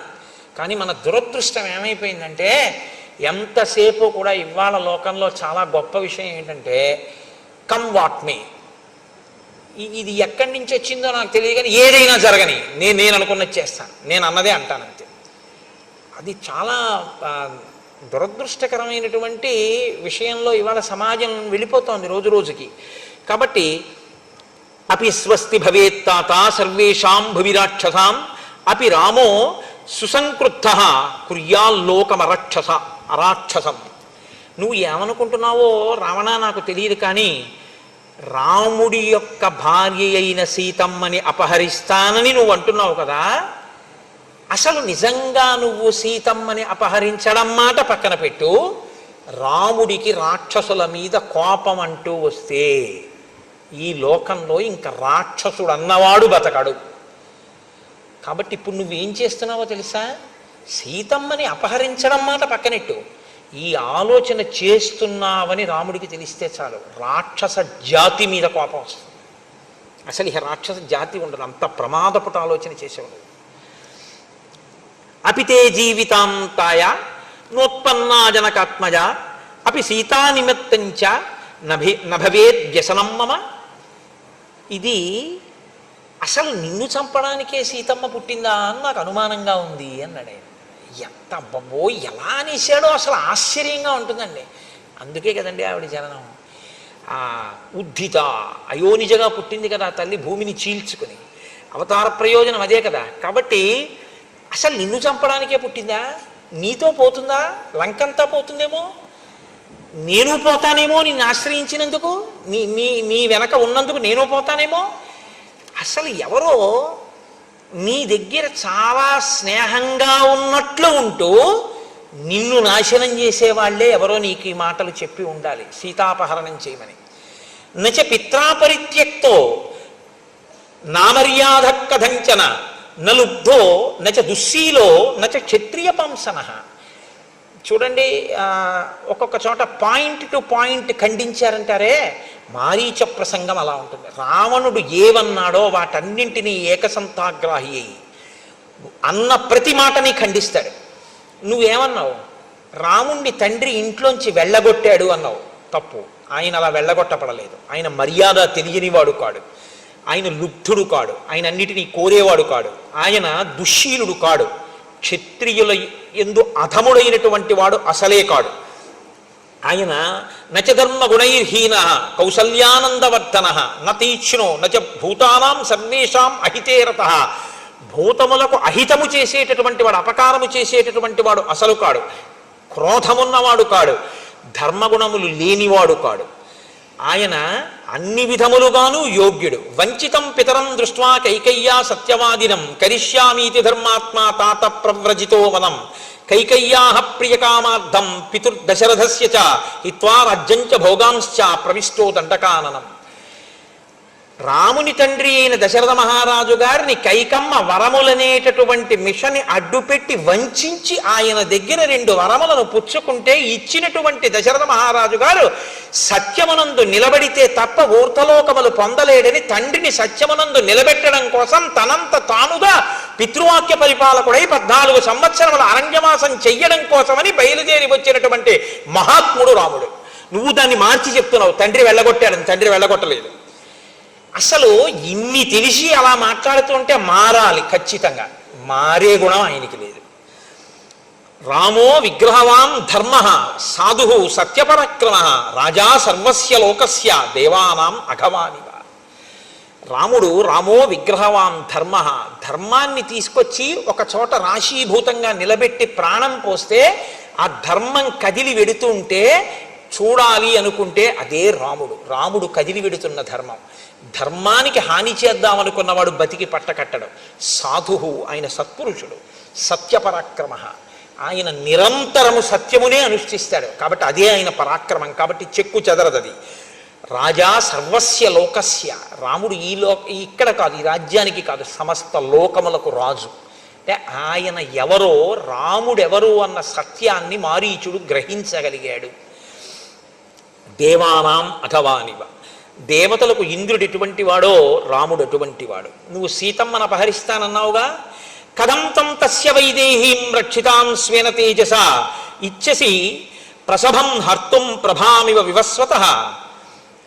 ఆ సీతమ్మ రాముని చేతనే రక్షింపబడుతుంది, రామలక్ష్మణులని దూరంగా పంపితే నువ్వు అపహరించగలను అనుకుంటున్నావు. పిచ్చాడా? సీతమ్మ తన తేజస్సుతో తనని తాను రక్షించుకుంటుంది.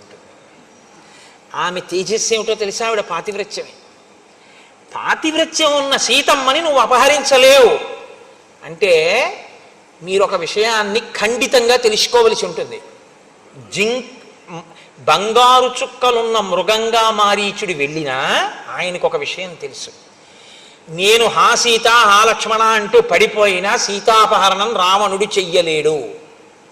సీతాపహరణం అంటూ జరిగితే సీతమ్మ వెళ్ళింది తప్ప సీతని రావణుడు అపహరించలేదు. సీతమ్మే వెళ్ళడం అంటూ జరిగితే అది రావణ సంహారానికే వచ్చింది తప్ప ఇంకో ప్రయోజనానికి కాదు. కాబట్టి నేను నిమిత్తం, వాడు అనుకుంటున్నాడు నేను ఎడితే వాడు ఎత్తుకెళ్ళగలని ఒత్తి మాట. లేకపోతే ఈ మాట ఎలా చెప్పగలడండి మహాత్మనః? కాబట్టి కథం తం తస్య వైదేహీం రక్షితాం స్వేన తేజస, తన తేజస్సుతో తనని తాను రక్షించుకుంటుంటుంది ఆవిడ. ఇచ్చసి ప్రసభం హర్తుం ప్రభామివ వివస్వతః. ఏట్రా బలవంతంగా పట్టుకొస్తానంటే ఏట్రా? ఎంత బలం ఉంటే మాత్రం సూర్యుడి కాంతిని పట్టరా చూస్తాను. నీకు బలం ఉండొచ్చు, బలం ఉంటే సూర్యుడి కాంతి పట్టుకెళ్ళిపోగలవా? అదిలా. ఇప్పుడు మీకు బలం ఉందండి, ఒక ఉదాహరణ బాగా చెప్పాలంటే కోటేశ్వరారు మెళ్ళ రుద్రాక్షమాలు లాగేయచ్చు, కోటేశ్వరారు ఉత్తరీయం లాగేయచ్చు. కోటేశ్వరరావు గారు మాట్లాడేటటువంటి విధానాన్ని మీరు లాగేయలేరుగా. అది కోటేశ్వరరావు గారిలో అంతర్గతమైన శక్తి. అంటే ఇదేదో పెద్ద గొప్ప విషయం, నేనేదో పెద్ద భక్తనని నేను మాట్లాడలేదు, ఒక ఉదాహరణకి చెప్పాను అంతే. నాది నా విభూతి, నేను నా విభూతి 2 విడదీయబడవు. రాముని విభూతి రామశక్తి సీతమ్మ. రాముడి నుంచి రామశక్తి ఎందుకు విడుతుంది? విడదు. విడితే దాని అర్థం ఏమిటో తెలుసా? మహామాయా విశ్వం భ్రమయతి పరబ్రహ్మ మహిషి. నీ కొంప ముంచడానికి రావాలి ఆవిడంతే, తప్ప ఇంకోటి కాదు. నీకు అర్థం కావట్లేదు, చెప్తే వినవు, నాకు తెలుసు, అయినా చెప్తాను, నా కర్తవ్యం. కాబట్టి బలాత్కారంగా తీసుకెళ్లడం అన్నది కుదిరే పని కాదు. నీకు చెప్తున్నాను, సూర్యకాంతిని తీసుకెళ్లలేవు. అప్రమేయం హి తత్తేజో యస్య సా జనకాత్మజ నత్వం సమర్థతాం హర్తుం రామ చాపాశ్రయామ్మనే. నీవు ఆ సీతమ్మని తీసుకెళ్ళిపోతా అంటున్నావు కదా. అప్రమేయం హి తత్తేజో, అసలు ఆవిడ యొక్క తేజస్సు, ఆవిడ రక్షించుకోగలిగిన సమర్థతే కాకుండా ఆవిడ తేజస్సుతో ఆవిడ ఏ పనులు చెయ్యగలదు అన్నదాన్ని ఊహించడం సాధ్యం కాదు. ఇప్పుడు నువ్వు ఆవిడ జోలికెడితే ఆవిడ తేజస్సు ఆవిడ్ని రక్షించుకోవడానికి పనికి రావడమే కాదు, నిన్ను లంకని నాశనం చేయడానికి పనికొస్తుంది ఆ తేజస్సు. ఏమిటనుకుంటున్నావు? ఇదేగా చిట్ట చివర భాస్కర రామాయణంలో భాస్కరుడు అంటాడు, నీకంఠర్పిత కాలపాశము శిరో నిర్ఘాత పాతంబు లంకౌక సంచయ కాళరాత్రి గలబద్ధో దగ్ర కాళాహి కన్యాకారాగత మృత్యువున్ జనక కన్యన్వేగ నొప్పించి అంటాడు. పిచ్చాడా అలా అనుకుంటున్నావు, సీత అంటే నీకు కనబడినట్టు అనుభవైక వేద్యమైన ఒక స్త్రీ కాదంటాడు. అది అది ఆయనకి అర్థం కాకుండా ఉంచడం, అర్థమయ్యేటట్టు ఒకడిని అనుగ్రహించడం మాయ యొక్క స్వభావం. పరబ్రహ్మ మహిషి అందుకు కదండి శివధనస్సు ఎక్కువ పెట్టినవాడు, ఉంచినవాడు, అటువంటి ఎవడు మాయని భరించగలడో, వహించగలడో, నియమించగలడో వాడు పురుషోత్తముడు, వాడు పరబ్రహ్మం. పరబ్రహ్మము యొక్క శక్తి మాయ. కాబట్టి నీకేం తెలుసు, ఆవిడ వల్ల పాడైపోతావు, నశించిపోతావు. ఇది అందుకని మహాత్మనః. అసలు నరుడిగా ఉన్న రాముడు ఎవరో కూడా చెప్పగలుగుతున్నాడు మారీచుడు. ఇవాళ ఆయన తపస్సు ఎలా చేశాడన్నది పక్కన పెట్టండి, ఆయనకు ఒక సత్యం ద్యోతకమైంది, ఒక గొప్ప సత్యం ద్యోతకమైంది మారీచుడికి. కాబట్టి అటువంటి సీతమ్మని నువ్వు అపహరించి తేవడం అనేటటువంటిది కుదరదు. తస్య సా నరసింహస్య సింహోరస్కస్య భామిని ప్రాణేభ్యోపి ప్రియతర భార్యా నిత్యమనువ్రత. ఆమె పాతివ్రత్యం ఏమిటో తెలుసా? నరులయందు సింహము వంటి వాడు రాముడు. సింహం యొక్క వక్షస్థలం ఎలా ఉంటుందో అటువంటి వక్షస్థలం ఉన్నవాడు రాముడు. అటువంటి రాముని యొక్క ప్రాణము వంటిది సీతమ్మ. ప్రాణం ఎక్కడ ఉంటుందండి? గుండెల్ని కదా ఆధారం చేసి చెప్తాం. అంటే ఆయన గుండెల్లో ఆవిడుంది, ప్రాణంతో సమానమైనటువంటిది. ఆయనని నిత్యము అనువర్తిస్తుంది. నాకు ప్రాణం సీతమ్మ అంటే అంటావేమో, ఆమె ఆయన్ని అనువర్తిస్తుంది. నువ్వు తీసుకొచ్చినా నీ ప్రాణం పోవడానికి పనికొస్తుంది. కాబట్టి పిచ్చాడా ఆవిడ్ని తీసుకొస్తానంటే ఏంటి? జీవితంచ సుఖం చైవ రాజ్యం చైవ సుదుర్లభం యదీచ్ఛసి చిరం భోక్తం మా కృధారామ విప్రియం. నీ జీవితం బాగుండాలనుకుంటున్నావా? సుఖంగా ఉండాలనుకుంటున్నావా? రాజ్యం బాగుండాలనుకుంటున్నావా? చాలా కాలం సుఖాలు అనుభవిద్దాం అనుకుంటున్నావా? మా కృధారామ విప్రియం. రామచంద్రమూర్తికి అపకారం చేద్దామన్న ఆలోచన అసలు చెయ్యకు. అసలు ఆలోచన చేయకు. నేను నయం చేయనన్నానని ఇంకోటి దగ్గరికి వెళ్ళకు. అసలు ఆలోచన వదిలిపెట్టేసి అంటూ, నేను ఎప్పుడో ఒకనకొకప్పుడు పూర్వకాలంలో యజ్ఞధ్వంసం చేస్తుండేవాడిని. విశ్వామిత్ర మహర్షి దశరథ మహారాజు గారి దగ్గరికి వెళ్ళి రామలక్ష్మణుల్ని ఇద్దరినీ కూడా యజ్ఞరక్షణ కొరకు తీసుకొచ్చారు. అప్పటికి ఆయన చాలా చిన్నపిల్లవాడు. నేను విశ్వామిత్రుడు యాగం చేస్తుంటే ఆ యాగంలో తీసుకెళ్లి యాగభంగం చేయడం కోసమని వెయ్యకూడని పదార్థములు వేయడానికి దగ్గరగా వెళ్ళాను. పిల్లవాడే కదా, ఇతను ఏం చేస్తాడనుకున్నాను. అప్పటికి రాముడు ఎంతవాడో తెలుసా? రావణ అజాత వ్యంజన శ్రీమాన్ పద్మపత్ర నిభీక్షణ ఏకవస్త్రధరో ధన్వీ శిఖీ కనకమాలయ. అజాత వ్యంజన శ్రీమాన్, ఇంకా పురుష లక్షణములు పుట్టనివాడు. అంటే ఇంకా మీసాలు కూడా రాలేదు ఆయనకి. పద్మపత్ర నిభీక్షణ, చక్కటి ఆ కనుదోయి కలిగినటువంటి వాడు. పద్మపత్రములు ఎలా ఉంటాయో అటువంటి నేత్రములు కలిగినటువంటి వాడు. ఏకవస్త్రధరో ధన్వి, బ్రహ్మచర్యమునకు అనుగుణంగా ఏకవస్త్రం కట్టుకునేటటువంటి వాడు. శిఖి, పిలక పెట్టుకుని ఉంటాడు. కనకమాలయ, అటువంటి రామచంద్రమూర్తి బాలచంద్రుడు వస్తే ఎలా ప్రకాశిస్తుందో దండకారణ్యం ఆయన వస్తే అలా ప్రకాశించింది. చిన్న పిల్లవాడు వస్తే శోభయం దండకారణ్యం దీప్తేన స్వేన తేజస అదృశ్యతతో రామో బాలచంద్ర యువోదిత. బాలచంద్రుడి చేత ఆకాశము ప్రకాశించినట్టు దండకారణ్యమునకు వచ్చినటువంటి చిన్ని రాముని వలన అలా ప్రకాశించింది. నేను ఆ చిన్న రాముడు మన్నేం చేస్తాడని యజ్ఞభంగం చెయ్యబోయాను. ఆయన మానవాస్త్రం పెట్టి కొట్టాడు నన్ను. కొడితే 100 యోజనముల సముద్రం యువతలకొచ్చి నేను సముద్రంలో పడిపోయాను. నా అదృష్టం కొద్దీ ప్రాణాలు పోలేదు, బతికాను. అప్పటి నుంచి నాకు రాముడంటే చాలా భయం.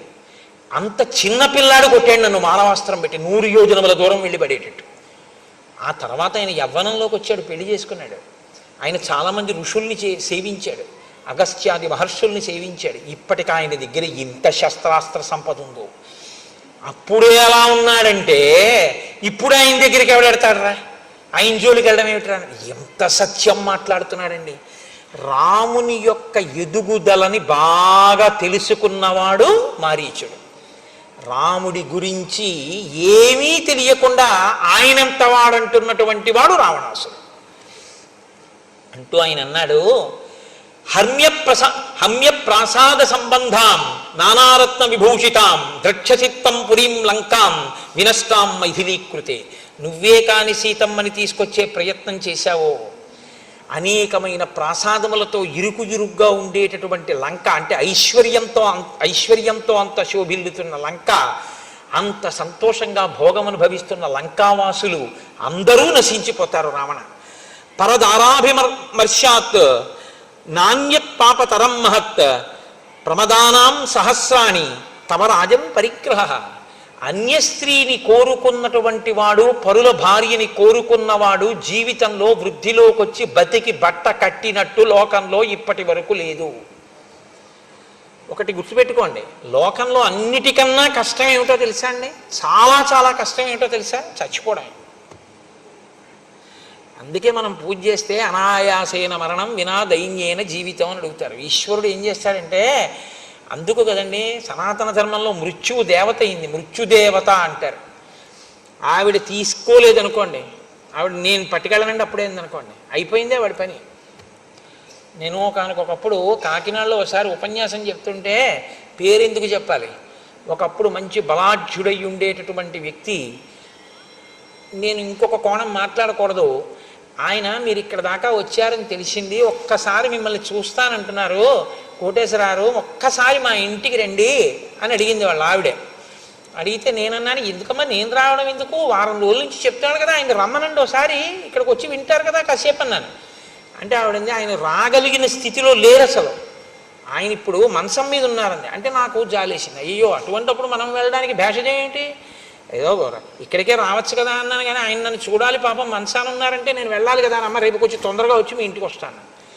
తొందరగా వచ్చి వాళ్ళ ఇంటికి వెళ్ళాను. వెళితే ఆవిడంది, నేను ఆ మేడ మీదకి తీసుకెళ్తున్నారు నన్ను, ఆయన ఉన్న గదిలోకి తీసుకెళ్తాను. ఆవిడంది, అయ్యా ఏమనుకోకండి, మీ ఉత్తరీయం తీసి కొంచెం ముక్కుకు అడ్డంగా కట్టుకోండి అన్నారు ఆవిడ. అంటే నేను తెల్లబోయాను, ఎందుకమ్మా కట్టుకోవడం ఎందుకన్నాను, మీరు లోపలికి దాకా రాలేరు అన్నారు ఆవిడ. ఇటు అలా ఎందుకు ఉంటుందా అనుకుని నేను ముక్కుకి ఉత్తరీయం అడ్డు పెట్టుకుని ఆ దగ్గరికి వెడితే ఆయనకి 2 కాళ్ళు చెయ్యి నోరు కూడా పడిపోయాయి. పడిపోతే దొల్లలేడు, మలమూత్రములు తనవి తాను విసర్జించలేడు, తీయలేడు, ఏదీ పడదు, ఎప్పుడూ అతిసారమే, ప్రాణం పోదు. అసలు నేను గుర్తుపట్టలేకపోయినా ఆయన అస్థిపంజరంలో ఉన్నాడు. మలమూత్రములు వెళ్ళి వెళ్ళి వెళ్ళి వెళ్ళి మొత్తం ఆ గజంతా వాసన పట్టేసి 10,000 ఇస్తానన్నా ఎవ్వరూ మేము పనిచేయమన్నారు. అన్నం లేకపోతే ఎక్కడో సత్రంలో తింటాం కానండి, మేము చేయమన్నారు. కాబట్టి ఇప్పుడు భార్య కూడా వెళ్ళి చేసే పరిస్థితి కాదు. కాబట్టి ఇప్పుడు ఆయన నా వంక ఇలా తల తిప్పి చూసి కనుల కొనుకులలోంచి ఇలా నీళ్లు కారితే నమస్కారం చేద్దామని ఉంది ఆయనకి. పాపం నా మీద ఎక్కడో ప్రేమ మిగిలిపోయింది. చేతులు లేవు, నమస్కారం చేయలేడు.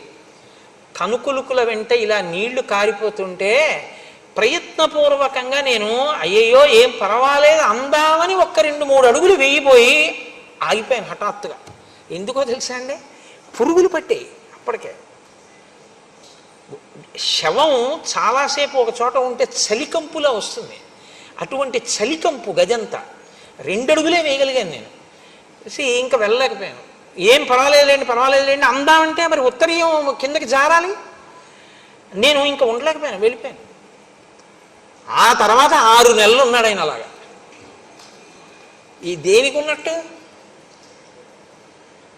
అంటే బాధ అనుభవించడానికి ఉన్నాడు.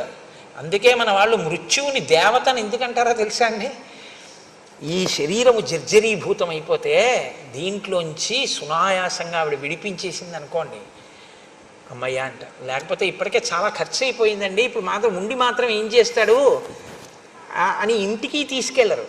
ఇప్పుడు ఆయన్ని ఎక్కడ పెడతామంటారు, అన్నదమ్ములు వాటాలు వేసుకుంటారు, వీధరుగు మీద పెడతారు, ఆ గదిలో పెడతారు. పలకరించేవాడు ఉండడు, చూసేవాడు ఉండడు, తన అలా పడి ఉండాలి. అలా తీసుకెడుతుంది కాబట్టే సనాతన ధర్మంలో మృత్యువుకి కూడా దేవతాస్థానం ఇచ్చి గౌరవించారు.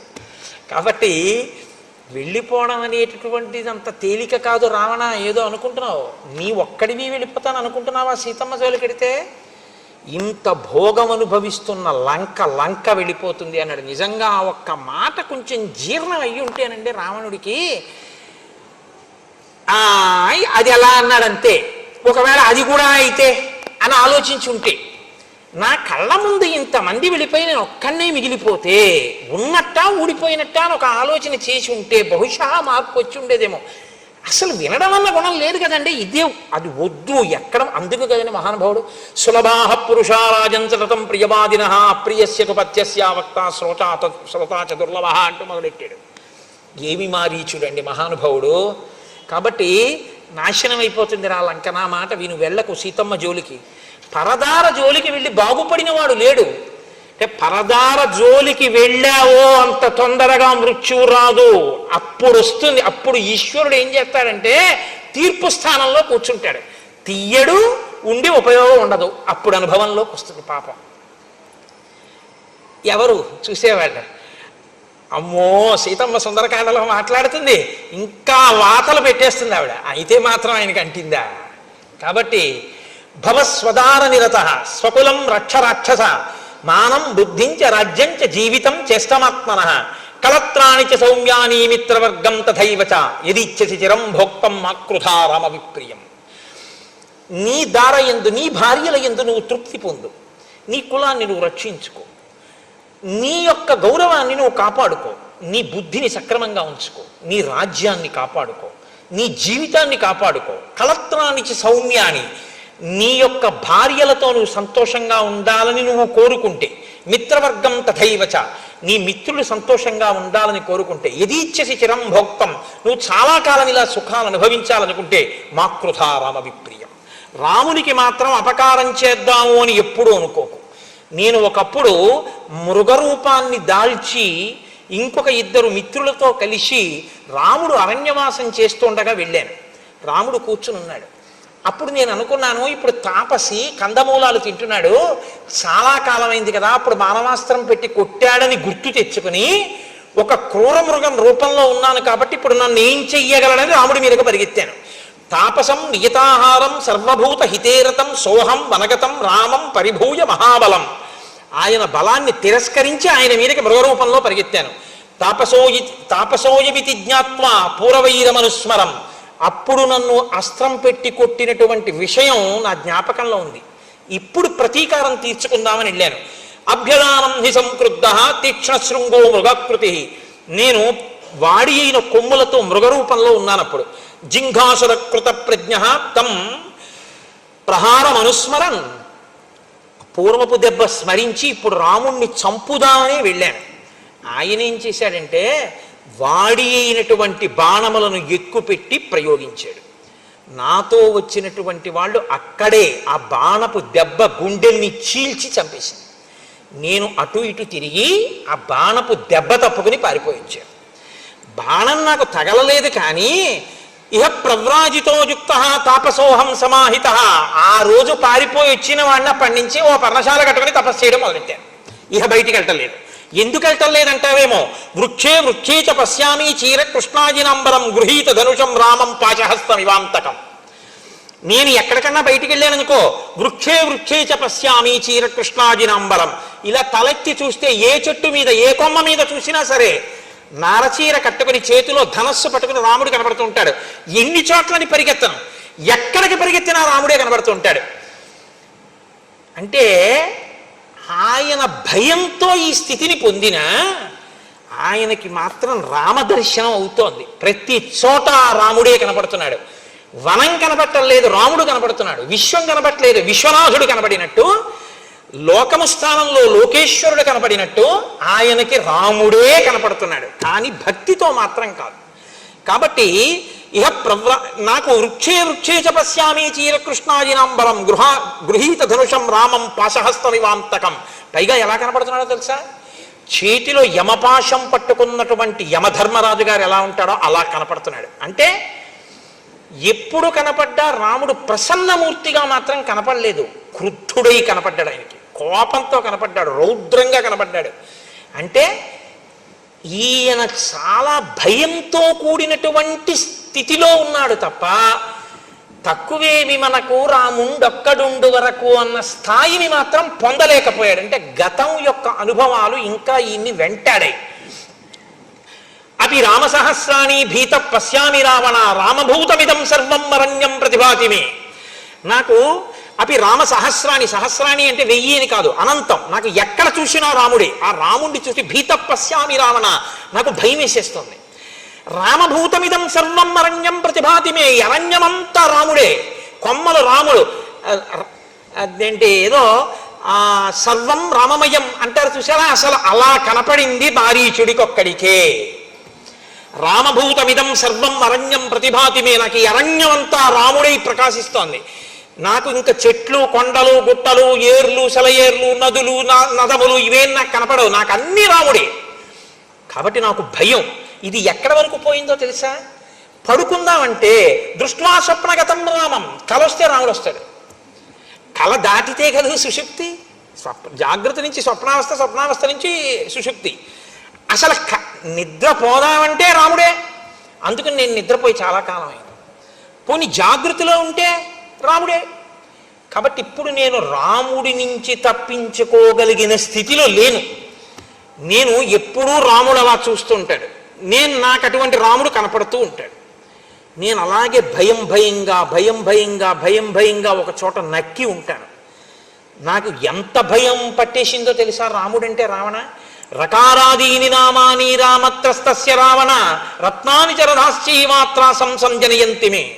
నా దగ్గరికి ఎవరైనా వచ్చి రాతో మొదలెట్టినటువంటి అక్షరంతో ప్రారంభమైన పదాన్ని పలకబోయి రత్నం అందామని అన్నారనుకో, నేను పారిపోతాను. రామ అంటాడేమో తర్వాత. రత్నాని చ రథాశ్చైవ, రథం అందామని రా అన్నాడు అనుకోండి, నేను పారిపోతాను. ఎందుకంటే తర్వాత మా అంటాడేమో అని భయం. నాకు రా అని వినపడితే పారిపోతాను. నాకంత భయం పట్టేసిందయా. నాకు రామ అంటే భయం, రాముడే నాకు కనపడుతూ ఉంటాడు. నాకు ఇంకేం కనపడటం లేదు వచ్చిన బాధ. నాకు చెట్లు పుట్టలు ఏం లేవు, అన్ని రాముడే. అది ఎలా పాశహస్త వివాంతకం, చంపేసేటటువంటి యముడిలో కనపడుతూ ఉంటాడు నాకు. కాబట్టి అయినా నేను తెలియక అడుగుతాను, రావణ మీ చెల్లెలు ముక్కు చెవులు కోసేశారు, ఖరదూషణాదుల్ని చంపేశాడు, ఉత్తిని చంపేశాడని చెప్పావు కదా, ఏ పని లేకుండా చంపేశాడన్నా నేను చెప్పనా యథార్థం ఏమిటో? ఇది శూర్పణకాహేతో జనస్థానగతకర అతివృత్తో హతపూర్వం రామేణా కృష్ణకర్మణా అత్ర బ్రూహి యథాతత్వం కో రామస్య వ్యతిక్రమ. ఈ ఖరదూషణాదులనేటటువంటి వాళ్ళు మర్యాదని మరిచిపోయి రామచంద్రమూర్తికి ఇంతమందిని కలిసి యుద్ధానికి వెడితే రాముడు 14,000 మందిని యుద్ధంలో తెగటార్చాడు. శూర్పణక యుక్తాయుక్త విచక్షణ మరిచిపోయి రాముడి దగ్గరికి వెడితే ముక్కు చెవులు కోశాడు తప్ప అసలు విషయం తెలుసుకోకుండా నీ ఇష్టం వచ్చినట్టు మాట్లాడతాయండి. తప్పది. రాముడి దోషం ఏముందని ఇవాళ రాముడి భార్యను అపహరిస్తానంటున్నావు? నువ్వు అలా మాట్లాడకూడదన్నాడు. అసలు నిజంగానండి కుండ బద్దలగొట్టినట్టు అంటారు చూసారా, అంత స్పష్టంగా మాట్లాడేశాడు. ముందే చెప్తాడుగా, వక్తా శ్రోతాచ దుర్లభ. వినకపోవడం ఎంత ప్రమాదం తెస్తుందో మీరు రావణుడి వైపు చూడాలి. రావణుడు చూడండి ఎలా మాట్లాడతాడో. తం పద్యహిత వక్తారం మారీచం రక్షసాధిప అబ్రవీత్ పరుషం వాక్యం అయుక్తం కాలచోదిత. కాలుని చేత చోదితమైన వాడు అంటే యమధర్మరాజు గారి చేత గ్రసింపబడడానికి సిద్ధంగా ఉన్నవాడికి మంచి మాట తలకెందుకు ఎక్కుతుంది? కాబట్టి ఎక్కలేదు. వాక్యం నిష్ఫలమత్యర్థం ఉక్తం బీజ మివోషరే. ఉషర క్షేత్రంలో పడినటువంటి విత్తనం ఎలా మొలకెత్తదో అలా మారీచుడు ఇంత కష్టపడి చెప్పినా రావణాసురుడి తలకెక్కలేదు. స్త్రీవాక్యం ప్రకృతం శుత్వా వనమేక పదే గతః. రాముడి గురించి అంత గొప్పగా చెప్తాయండి. ఒక ఆడదాని మాట విని వెంటనే హఠాత్తుగా లేచి అయోధ్య విడిచిపెట్టి అరణ్యవాసానికి పోయినటువంటి ఉద్రేకం ఉన్నవాడు రాముడు అంటే. అవశ్యంతు మయా తస్యా సంయుగే కరగాతినః ప్రాణై ప్రియతరా సీతా హర్తవ్యా తవ సన్నిధౌ. ఖరదూషణాదుల్ని సంహరించినటువంటి ఆ రాముడికి సరైనటువంటి శిక్ష ఆయన ప్రాణ సమానమైనటువంటి సీతని అపహరించడమే. అది కూడా నీ సమక్షంలోనే జరగాలి. అంటే నువ్వు నాకు ఉపకారం చేసి తీరాలి, చుక్కల జింకగా రావాలి. నా మాట వినద్దనుకుంటున్నావేమో. పంచరూపాణి రాజానో ధారయంత్యమి తేజసౌః అగ్నేరింద్రస్య సోమస్య వరుణస్య యమస్య చ ఔష్ట్యం తథా విక్రమంచ సౌమ్యం దండం ప్రసన్నతాం. రాజు అంటే రాజు ఒక్కడే అనుకుంటున్నావేమో, రాజు 5 రూపాల్లో ఉంటాడు. ఆయన అగ్నేరింద్రస్య సోమస్య వరుణస్య యమస్య చ. అగ్ని స్వరూపం ఆయనే, ఇంద్రస్వరూపం ఆయనే, వరుణస్వరూపం ఆయనే, సోమస్వరూపం ఆయనే, యమస్వరూపం ఆయనే. 5 రూపాలలో ఉండి అగ్నిలా తీక్షణమైనటువంటి స్వభావాన్ని, ఇంద్రుళ్ళ పరాక్రమాన్ని, చంద్రుళ్ళ ఆహ్లాదకరత్వాన్ని, వరుణుళ్ళ దుష్ట నిగ్రహ లక్షణాన్ని, యముడిలా ప్రసన్నతను సంతరించుకుని రాజు ఉంటాడు. కాబట్టి రాజుతో మాట్లాడేటప్పుడు ప్రసన్నుడవై అంజలి ఘటించి వినయంగా మాట్లాడడం నేర్చుకోవాలి. నేను అడగని విషయాలు నేను చెయ్యమనని బోధానాన్ని నాకెవడు చేయమన్నాడు నిన్ను? ఇది ధూర్త లక్షణం కాదా? కాబట్టి నేను అడగండి నువ్వు ఎందుకు మాట్లాడుతున్నావు? మాట్లాడేటప్పుడు భక్తి శ్రద్ధ అవసరం కాదా? నేను పోతాను, నా రాజ్యం పోతుంది, లంక పోతుంది, ఇవే నువ్వు ప్రభువుతో మాట్లాడవలసిన మాటలు? నేను ఏది చెప్పానో అది నువ్వు చేయి చాలు. సంవర్ణస్త్వం మృగో భూత్వా చిత్రో రజతబిందుభిః ఆశ్రమే తస్య రామస్య సీతాయాః ప్రముఖే చర ప్రలోభయిత్వా వైదేహీం యథేష్టం గంతుమర్హసి. నువ్వు నేను చెప్పినట్టుగా బంగారు చుక్కలు కలిగినటువంటి మృగంలా వెళ్ళి సీతమ్మ తల్లి యొక్క సమీపంలో కదలాడు.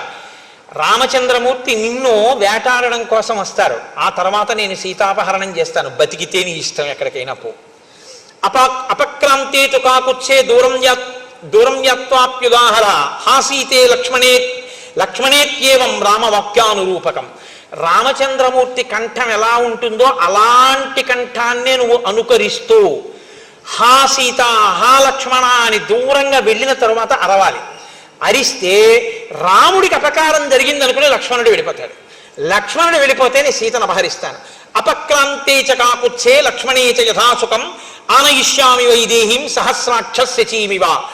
ఇంద్రుడు శచీదేవిని ఎలా తీసుకెడతాడో అలా నేను లక్ష్మణుడు దూరంగా వెళ్ళిన తర్వాత సీతమ్మని తీసుకెడతాను. రాజ్యస్యార్థం ప్రయచ్చామి మారీచ తవ సువ్రత. నువ్వు ఈ పని కాని చేసి పెడితే నీకు రాజ్యంలో సగభాగం ఇచ్చేస్తాను అని రావణుడు మాట్లాడడం అంటే ఎలా ఉంటుందో చూడండి. మాట విననివాడు మాట్లాడడం అంటే ఎలా ఉంటుందో అద్భుతం. రావణుడి నోటి వెంట వచ్చినటువంటి ఈ మాటని వాల్మీకి మహర్షి మనకు అందించడం. ఆసాద్యతం జీవిత సంశయస్తే మృత్యుర్ధ్రువో హ్యద్యమయా విరుధ్య ఏతద్యథావత్ ప్రతిగృహ్య.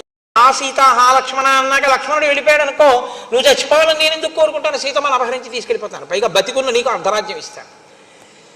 నువ్వు నీ చెప్పిన పని చెయ్యనన్నావు అనుకో, ఇప్పుడే చంపేస్తాను. కాబట్టి చచ్చిపోవడం ఖాయం నీకు రెండు రకాలుగా. ఒకటి నా చేతిలో అన్నా చచ్చిపోవాలి, రెండు రాముడి చేతిలో అన్నా చచ్చిపోవాలి. రాముడి చేతిలో చచ్చిపోతావా, నా చేతిలో చచ్చిపోతావా? రెండు. రాముడి దగ్గరికి వెడితే బతకచ్చేమో, ఇంతకన్నా ఇంకో మాట ఉండదు. ఎందుకో తెలుసా? రాముడి దగ్గరికి వెడితే ఇంకా జింక వేషంలో సీతమ్మ తల్లిని లోభ పెట్టడానికి వచ్చిన మృగము అని ఆయన కంఠాన్ని అనుకరించి పలికిన తరువాత ఆయన బాణం వేస్తే బతికుంటాడా? కాబట్టి ఇవ్వబడినటువంటి అవకాశం ఏమిటంటే నా చేతిలో చస్తావా, రాముడి చేతిలో చస్తావా. మారీచస్య మహాత్మనః ఏం కోరుకుంటాడు? రాముడి చేతిలో చచ్చిపోవడాన్నే కోరుకుంటాడు. చచ్చిపోవడం అన్నది ఎలాగో తథ్యం, ఈ రాముడి చేతిలో ఎందుకు చావు? కాబట్టి ఆఖరి అవకాశంగా ఇంకొక మాట చెప్పి చూస్తాను ఏమంటాడో. కాబట్టి పాపం మారీచుడు మళ్ళీ 4 మంచి మాటలు మాట్లాడడం ప్రారంభం చేశాడు.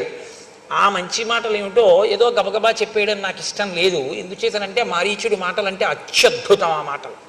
కాబట్టి రేపటి రోజున నేను ఆ మిగిలినటువంటి మాటల్ని చెప్పి మిగిలినటువంటి కథాక్రమాన్ని రామచంద్రమూర్తి ఎంతవరకు పలికిస్తే అంతవరకు రేపటి రోజున పలికేటటువంటి ప్రయత్నం చేస్తాను.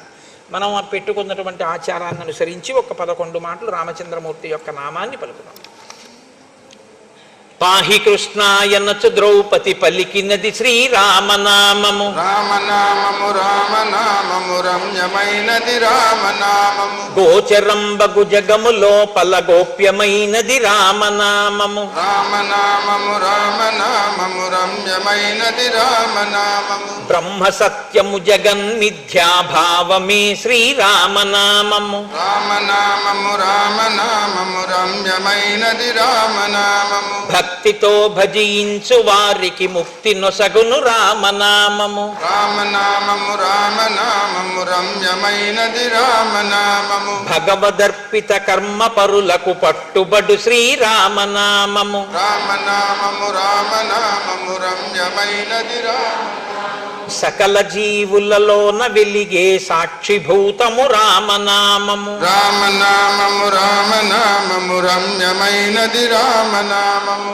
ఆంజనేయుని వంటి భక్తులకాశ్రయమము ఆశ్రయము శ్రీరామనామము రామనామము రామనామము రమ్యమైనది రామనామము రాకడయు పోకడయు లేనిది రమ్యమైనది రామనామము రామనామము రామనామము రమ్యమైనది రామనామము సోమ సూర్యాదులను మించిన స్వప్రకాశము రామనామము రామనామము రామనామము రమ్యమైనది రామనామము దాసులను రక్షించదయగల ధర్మనామము రామనామము రామనామము రామనామము రమ్యమైనది రామనామము పరమపదమును చేరుటకు మరి దారి చూపునది ఈ రామనామము రామనామము రామనామము రమ్యమైనది రామనామము తల్లి వలె రక్షించు సుజనుల నెల్లకాలము రామనామము రామనామము రామనామము రమ్యమైనది రామనామము మంగళంబగు భక్తితో